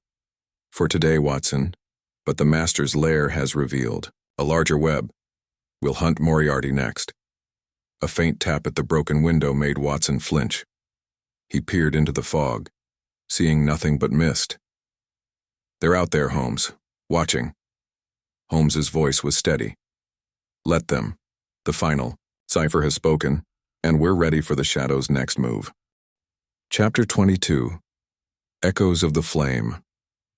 The fog over Baker Street was a relentless specter, curling through the broken window of 221B and chilling the room despite the fire's stubborn glow. Sherlock Holmes sat at his desk, surrounded by the alchemist's relics, the diary, workbook, Varnley journal, cryptic notes, green and red vials, tarnished key, brass gear, clockwork cog, glass lens, metal rod, and silver medallion etched with a crescent moon. The final cipher's revelations, Reginald Varnley as the master, his serpent's flame device thwarted in the hidden chamber beneath Regent's Hall, lay heavy on Holmes's mind. Dr. Watson, his face drawn from the night's chaos, paced with his revolver in hand, the memory of Reginald's escape and the lingering shadow of Moriarty gnawing at his nerves. The clock ticked past 2 in the morning, its rhythm a faint pulse against the city's eerie silence. "We stopped the flame, Holmes," Watson said, his voice rough with exhaustion. "Reginald's machine is dead, Tommy's safe, and the alchemist's gone. Why do I feel like we're still in danger?" Holmes's eyes glinted as he examined the medallion, its crescent moon catching the firelight. "Because the game isn't over, Watson. Reginald was the master of the flame, but Moriarty's influence, his shadow, was woven into the cipher's threads." He opened the diary, pointing to a marginal note he'd overlooked, a faint sketch of a spider with the word Regent. "Moriarty used Reginald's obsession, but his web stretches further." Watson stopped pacing, his brow creasing. "Moriarty? You think he's planning another move?" Holmes's smile was grim. "I know he is. Reginald's escape was no accident," Moriarty's hand ensured it. The cipher's final fragment hinted at a new shadow rising. "We've quenched one flame, but another smolders." He spread the last note from Regent's Hall. "The cipher's end lies where the moon guides the crown. Find Regent, or the shadow wakes." Watson sank into his chair, his revolver on the table. "So what's next? We hunt Moriarty, or chase Reginald through London sewers?" Holmes's pencil moved across a fresh sheet, decoding a hidden cipher in the note's margins, tiny symbols of a spider and a flame. "Neither yet. The shadow is a new plan, one Reginald's failure has accelerated." He found a fragment. "The spider's echo burns where the city sleeps." Watson's eyes widened. "Spider? That's Moriarty, clear as day. But where's the city sleep?" Holmes leaned back, steepling his fingers. "A metaphor, Watson. The city sleeps could mean its underbelly, places like Limehouse or the docks where crime festers unnoticed. The spider's echo suggests Moriarty's next move, a scheme tied to the flame's legacy." He opened the Varnley journal, finding a passage. "The shadow's echo rises where the river's heart lies." Watson rubbed his temples, the fog's chill seeping into his bones. "The river again? Back to the Thames?" Holmes nodded, spreading the map fragment. Its lines traced the Thames's curve to Limehouse, where the river widened. Limehouse is a den of smugglers and secrets. Moriarty's influence thrives there. The river's heart could be a ship, a warehouse, or another device. He examined the metal rod, its flame etching glinting. "This was meant for Reginald's machine, but it may fit another." A sudden creak from the hallway made Watson grab his revolver, his heart racing. "Not again," he muttered, moving to the door. Holmes followed, pistol in hand, their steps silent on the rug. The hallway was empty, but a small envelope lay on the floor, slipped under the front door, its wax seal bearing a spider emblem, a chilling shift from the lion and serpent crest. Holmes opened it cautiously, revealing a single sheet in a new, elegant handwriting. "The flame's echo calls where the river's heart beats. Seek Limehouse or the shadow consumes." Inside was a tiny black stone etched with a flame. Watson's jaw tightened. "Moriarty's mark. He's taunting us now." Holmes tucked the stone and note into his satchel, his mind racing. "Not taunting, directing. Moriarty knows we stopped Reginald. This stone is a challenge, a piece of his puzzle." He examined the sheet, decoding a fragment. "The spider's heart lies where the flame's echo burns." Watson's voice shook. "Limehouse at dawn. Holmes, we're exhausted. This could be a trap." Holmes's smile was sharp. "All the better, Watson. Traps reveal the trapper. We'll go to Limehouse, find the river's heart, and face Moriarty's echo." He picked up the key, its crest now a relic of Reginald's scheme. This may still unlock something, a door, a chest, or Moriarty's secrets. As the clock struck 3, Holmes continued decoding, the spider symbols, pointing to a derelict shipyard in Limehouse. Watson's fear grew, sensing Moriarty's web tightening, but Holmes's relentless drive pushed them toward the next battle. A faint tap at the broken window made Watson flinch. He peered into the fog, seeing only swirling mist. There, Out there, Holmes. Watching. Holmes's voice was steady. Let them. The flame's echo has called and will answer in Limehouse. Chapter 23. The spider's web. The fog over London was a cold, creeping phantom, wrapping the city in a suffocating embrace as Sherlock Holmes and Dr. Watson ventured toward Limehouse in the pre-dawn gloom. The Thames's stench hung heavy, mingling with the acrid tang of coal and decay. Holmes's satchel bulged with the alchemist's relics: the diary, workbook, Varnley journal, cryptic notes, green and red vials, tarnished key, brass gear, clockwork cog, glass lens, metal rod, silver medallion, and the black stone etched with a flame. The latest note bearing Moriarty's spider emblem and the warning, "The flame's echo calls where the river's heart beats. Seek Limehouse, or the shadow consumes," drove them forward. Watson gripped his revolver, his eyes scanning the fog for any sign of pursuit, his nerves taut from the weight of Reginald Varnley's defeat and Moriarty's looming shadow. The clock was nearing 5 in the morning, the city still half asleep, its pulse faint beneath the mist.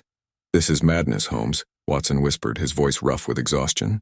"Limehouse is a viper's nest, smugglers, opium dens, and worse. If Moriarty's waiting, we're walking into his web."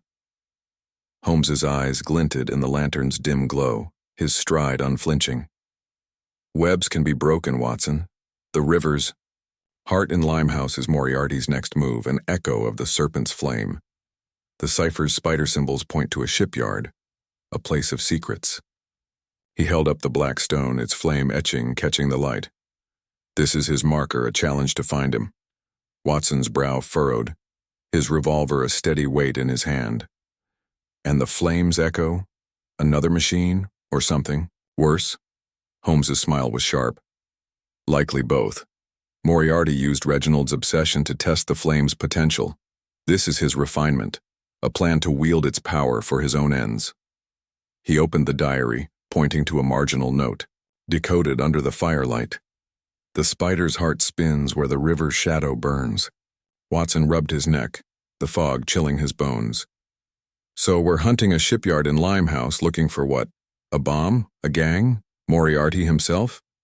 Holmes spread the map fragment, its lines tracing the Thames to a derelict shipyard in Limehouse, marked by a faint spider symbol. The coordinates 1357 pinpoint a specific dock. The river's heart is likely a ship or warehouse hiding Moriarty's device or his operatives. He examined the metal rod, its flame etching glinting. This may fit a new mechanism, a successor to Reginald's machine. They reached Limehouse, its narrow alleys reeking of fish and opium.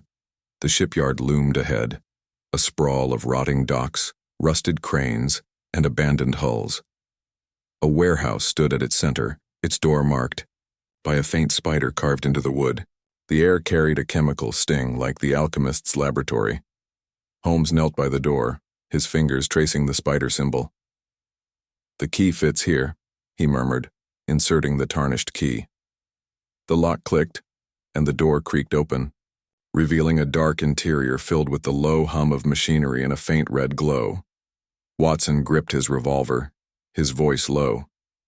"This feels too familiar, Holmes. Another trap?" Holmes's lantern revealed crates stacked high, tables cluttered with vials, wires, and gears, and a central machine, smaller than Reginald's but eerily similar, with a glass orb pulsing red. "Not a trap, Watson. A stage. Moriarty's. Refining the flame." A note lay on the table in the elegant handwriting. "The spider's web catches all. The flame's echo burns at midnight. Leave or be ensnared." Watson's heart raced. "Midnight? We've got hours then. Let's smash this thing now." Holmes's eyes narrowed, examining the machine. "Patience, Watson. This is a prototype, not the final device. The gear, cog, lens, and rod don't fit here. It's incomplete." He tucked the note into his satchel, decoding a marginal fragment. "The spider's heart beats where the shadow's flame rises." A sudden clatter from the back of the warehouse made Watson spin, his revolver raised. A figure emerged from the shadows, not cloaked but dressed in dockworkers' rags, their face gaunt and eyes wide with fear. "You shouldn't be here," the man stammered. The professor's men are coming. Holmes stepped forward, his pistol drawn but voice calm. The professor? Moriarty? What's his plan? The man's hands shook. A new fire. Bigger than the last. Ship's docks all burning. He's got a machine on a barge hidden upriver. I only heard whispers, then they caught me snooping. He glanced at the door, panic rising. They're here. Footsteps echoed outside, heavy and deliberate. Holmes grabbed the man, pulling him behind a crate. Stay quiet, he whispered. Watson crouched, revolver ready, as 3 men entered. Burly, armed with knives and pistols, their faces hard. Check the machine, one growled. The professor wants it moved by dawn. Holmes signaled Watson, his voice barely audible. We need the barge's location. Take the leader. They sprang, Holmes tackling the leader, his pistol at the man's throat. Watson fired a warning. Shot, pinning the others against the wall. Drop your weapons, he barked. The leader spat, struggling under Holmes's grip. You're dead, men. The professor's web's too tight. Holmes's tone was cold. Where's the barge? What's the flames echo? The man sneered. Up the Thames near Millwall. A black barge, no name. You'll never reach it. Holmes struck him, knocking him out, and turned to the informant, who cowered behind the crate. Millwall, Holmes said. Lead us there, and you're free. The man nodded, trembling. I'll show you, but they'll kill me. Watson's jaw tightened. We'll protect you. Move. They slipped out the back, the informant leading them through Limehouse's alleys toward Millwall. The fog thickened, hiding their path, but the sense of pursuit was unshakable. At the river's edge, a black barge loomed, its deck guarded by shadows. The informant froze, whispering, That's it. I'm done. He bolted into the fog, vanishing before Watson could stop him. Holmes's eyes burned with resolve. The barge is Moriarty's river's heart. The flame's echo is aboard. He drew his pistol, signaling Watson. We board at once. Watson's voice shook. Just us? Against Moriarty's men? Holmes's smile was sharp. The spider's web is wide, Watson, but we'll cut its threads. Chapter 24. The Barge of Shadows. The fog over the Thames was a dense, swirling curtain, cloaking the black barge moored near Millwall in an eerie silence. Its dark hull loomed like a specter against the river's sluggish flow, the faint red glow from its deck betraying the presence of something sinister. Sherlock Holmes and Dr. Watson crouched behind a stack of crates on the dock, their breaths visible in the pre-dawn chill. Holmes's satchel held the alchemist's relics, the diary, workbook, Varnley journal, cryptic notes, green and red vials, tarnished key, brass gear, clockwork cog, glass lens, metal rod, silver medallion, and the black stone etched with a flame. The note from the Limehouse shipyard, the spider's web catches all. The flame's echo burns at midnight, and the informant's panicked words about a new fire on the barge drove them forward. Watson gripped his revolver, his nerves taut after the informant's sudden flight into the fog, the sense of Moriarty's web tightening around them. The clock was nearing 6 in the morning, the river's heart beating with danger. This is it, Holmes, Watson whispered, his voice low and tense. That barge is Moriarty's river's heart. But with the informant gone, we're on. Our own against who knows how many. Holmes's eyes glinted in the lantern's dim glow, his pistol ready. Alone, but not blind, Watson. The flame's echo is aboard, a new serpent's flame device refined from Reginald's design. He scanned the barge, noting 2 guards patrolling the deck, their knives glinting. We board quietly. The machine's our target. Watson's brow furrowed, his revolver steady. And Moriarty? You think he's here? Holmes's smile was sharp. His shadow is. Whether he's aboard or directing from afar, this barge is his move. He pointed to the map fragment in his satchel, its lines marking the barge's position. The spider's heart is the device. We disable it, we cut his web. They crept along the dock, the fog their ally as they slipped onto the barge's deck, dodging the guard's lantern light. The air was thick with the chemical sting of the alchemist's laboratory, mixed with the river's damp rot. A hatch led below, its lock bearing a faint spider emblem. Holmes inserted the tarnished key, its lion and serpent crest an odd fit. But it turned with a soft click. The hold was a cavern of shadows, lit by a pulsing red glow from a machine at its center, a glass orb, pipes and wires, smaller but more intricate than Reginald's, with a new component, a black metal frame holding a crystal prism. Tables around it were cluttered with vials, gears, and a notebook in Moriarty's elegant handwriting. A note lay open. The flame's echo rises at midnight. The spider's heart burns eternal. Watson's heart raced, his revolver trained, on the shadows. Another machine, Holmes.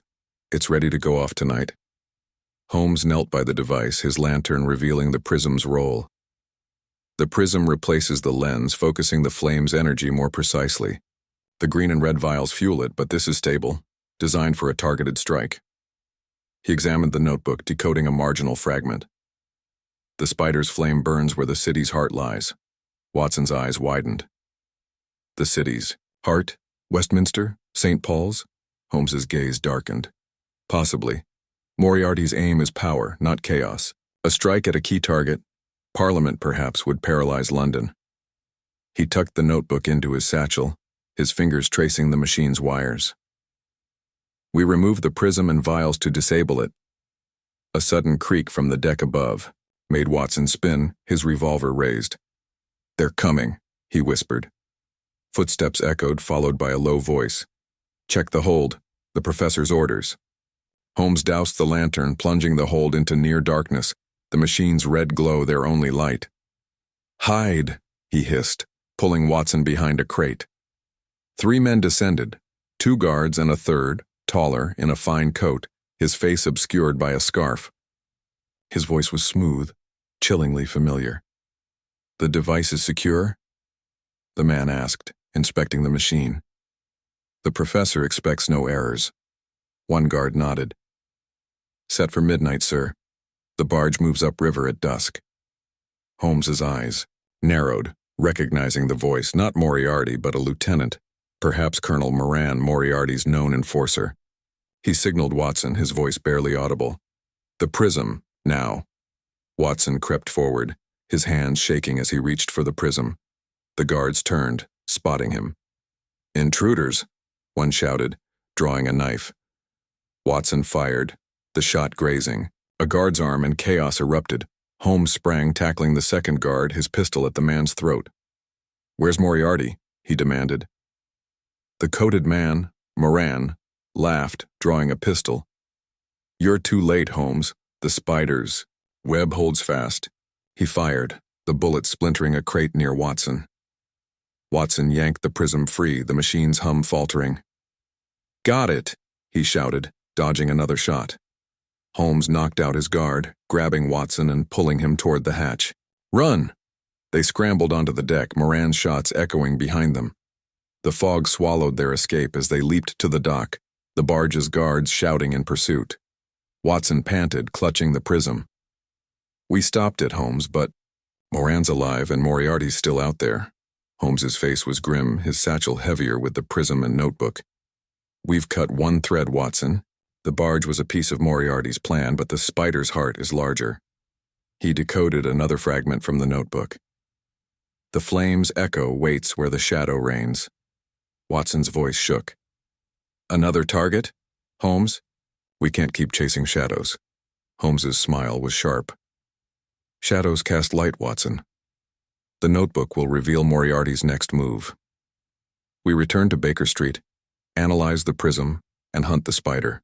Back at 221B, the fire roared, but the fog's chill lingered. Holmes spread the clues, his mind racing. A faint tap at the broken window made Watson flinch, his revolver ready, but the fog hid all. "They're watching, Holmes," he said. Holmes's voice was steady. "Let them. The barge of shadows has fallen, and we'll unravel the spider's web next." Chapter 25. The last spark, the fog over Baker Street was a heavy, clinging veil, seeping through the broken window of 221B, and casting a chill over the room despite the fire's defiant glow. Sherlock Holmes sat at his desk, surrounded by the alchemist's relics, the diary, workbook, Varnley journal, cryptic notes, green and red vials, tarnished key, brass gear, clockwork cog, glass lens, metal rod, silver medallion, black stone, and the crystal prism taken from the barge's machine. The notebook from the Limehouse shipyard with Moriarty's elegant handwriting and the warning, "The spider's web catches all. The flame's echo burns at midnight," lay open, its marginal ciphers yielding fragments of a chilling plan. Dr. Watson, his face etched with exhaustion from their narrow escape at Millwall, stood by the window, revolver in hand, scanning the fog for Moriarty's operatives. The clock ticked past 7 in the morning, its steady rhythm a stark contrast to the tension gripping the room. "We stopped the barge's machine, Holmes," Watson said, his voice rough with fatigue and fear. "But Moran's out there and Moriarty's web is still spinning. What's next?" Holmes's eyes glinted as he examined the prism, its facets scattering the firelight. The flame's echo was a test, Watson, a refined version of Reginald's serpent's flame. Moriarty's true plan is larger, a final spark to ignite his vision. He tapped the notebook, decoding a new fragment. "The spider's flame burns where the crown's shadow falls." Watson set his cold tea down, his brow creasing. "The crown? Royalty? You're not saying Moriarty's targeting the Queen?" Holmes's smile was grim. "Not directly, but close. The crown's shadow suggests a seat of power, Westminster, Buckingham, or a symbolic target like the Tower of London." He opened the Varnley Journal, finding a passage. "The shadow's spark lights the city's crown, where power sleeps." Watson's eyes widened, his grip tightening on his revolver. "The tower? It's a fortress, Holmes. If Moriarty's got a device there." Holmes nodded, spreading the map fragment. Its lines, combined with the notebook's coordinates, 1357, pointed to a hidden dock near the Tower of London, a smuggler's route along the Thames. "The city's crown is the tower, a symbol of authority. Moriarty's plan is to strike at its heart, sowing chaos." He held up the black stone, its flame etching glinting. "This stone is a marker, likely tied to his operatives." Sudden creak from the hallway made Watson spin, his revolver raised. "Not another parcel," he muttered, moving to the door. Holmes followed, pistol in hand, their steps silent. The hallway was empty, but a small envelope lay on the floor, slipped under the front door, its wax seal bearing Moriarty's spider emblem. Holmes opened it cautiously, revealing a single sheet in the elegant handwriting. "The last spark waits where the crown's shadow lies. Seek the tower at dusk or the city burns." Inside was a tiny silver key etched with a spider. Watson's jaw tightened. "Another key?" "Moriarty's leading us straight to him." Holmes tucked the key and note into his satchel, his mind racing, not leading, challenging. This key unlocks the final stage, a chamber, a device, or a trap in the tower. He examined the sheet, decoding a fragment. The spider's spark ignites where the shadow's crown rests. Watson sank into his chair, his revolver on the table. "The tower at dusk? Holmes, we're walking into Moriarty's hands. He's got Moran, maybe more." Holmes's eyes narrowed. "Moriarty thrives on control, Watson. The barge was a feint. The tower is his endgame." He cross-referenced the diary's margins, finding a spider symbol beside the word traitor. "The shadow's crown may be a specific place. The traitor's gate, a smuggler's entry to the tower." Watson's voice shook. "Traitor's gate? That's guarded even at dusk. How do we get in?" Holmes's smile was sharp. "With cunning, Watson. The silver key and medallion will grant access. Moriarty's arrogance is his weakness. He expects us to follow." He examined the prism, its role clear. "This focuses the flame's energy. The device in the tower will be like the barge's, compact, deadly." They prepared for dusk, Holmes analyzing the notebook's ciphers, Watson checking his revolver and medical kit. The fog thickened as they reached the Tower of London, its ancient walls looming through the mist. Traitor's Gate, a waterlogged arch on the Thames, was quiet, its guards distracted by the fog. Holmes used the silver key in a hidden lock beside the gate, opening a narrow passage into the tower's underbelly. The passage led to a stone chamber, its air thick with the chemical tang of the alchemist's work. A machine stood at its center, glass orb, pipes, and a new prism, glowing with a violet light. A figure waited beside it. Moriarty himself, his lean frame unmistakable, eyes gleaming with cold intellect. "Welcome, Holmes," Moriarty said, his voice smooth as silk.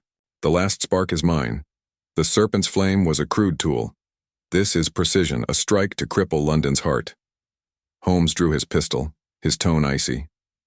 "Your web ends here, Moriarty. Disable the device." Moriarty laughed, raising a lever. "Shoot," and the spark ignites now. His hand hovered over the machine, the prism pulsing. "You've played well, but the crown's shadow falls." Watson's revolver steadied, his voice sharp. "You're outnumbered." "Moriarty, step away." Holmes's eyes flicked to the prism. "Watson, the prism, blind it." He lunged, tossing a cloth over the prism, disrupting its focus. The machine's hum faltered, lights dimming. Moriarty roared, drawing a concealed pistol. Watson fired, the shot grazing his arm. Moriarty stumbled, dropping the lever, and bolted for a hidden exit. Holmes tackled him, pinning him to the ground. "Your plan's done, Moriarty. Where's the alchemist?" Moriarty's eyes burned with defiance. "Reginald was a pawn. The flame's echo is mine alone." He twisted, smashing a vial of mist, choking the air. Holmes coughed, dragging Moriarty toward the passage, but he slipped free, vanishing into the fog. Watson disabled the machine, removing the prism and vials. "He's gone, Holmes. But we stopped it." Holmes's face was grim, his satchel heavier, with the new prism. "For now, Watson. The last spark is quenched, but Moriarty's web endures." They emerged into the fog, the tower silent behind them. Back at 221B, Holmes spread the clues, decoding a final fragment. The spider's shadow waits for the next flame. Watson's fear lingered, but Holmes's resolve was unshaken. A tap at the window made Watson flinch, but the fog hid all. "They're watching, Holmes," he said. Holmes's voice was steady. "Let them. The last spark is ours, and we'll face the spider's shadow again."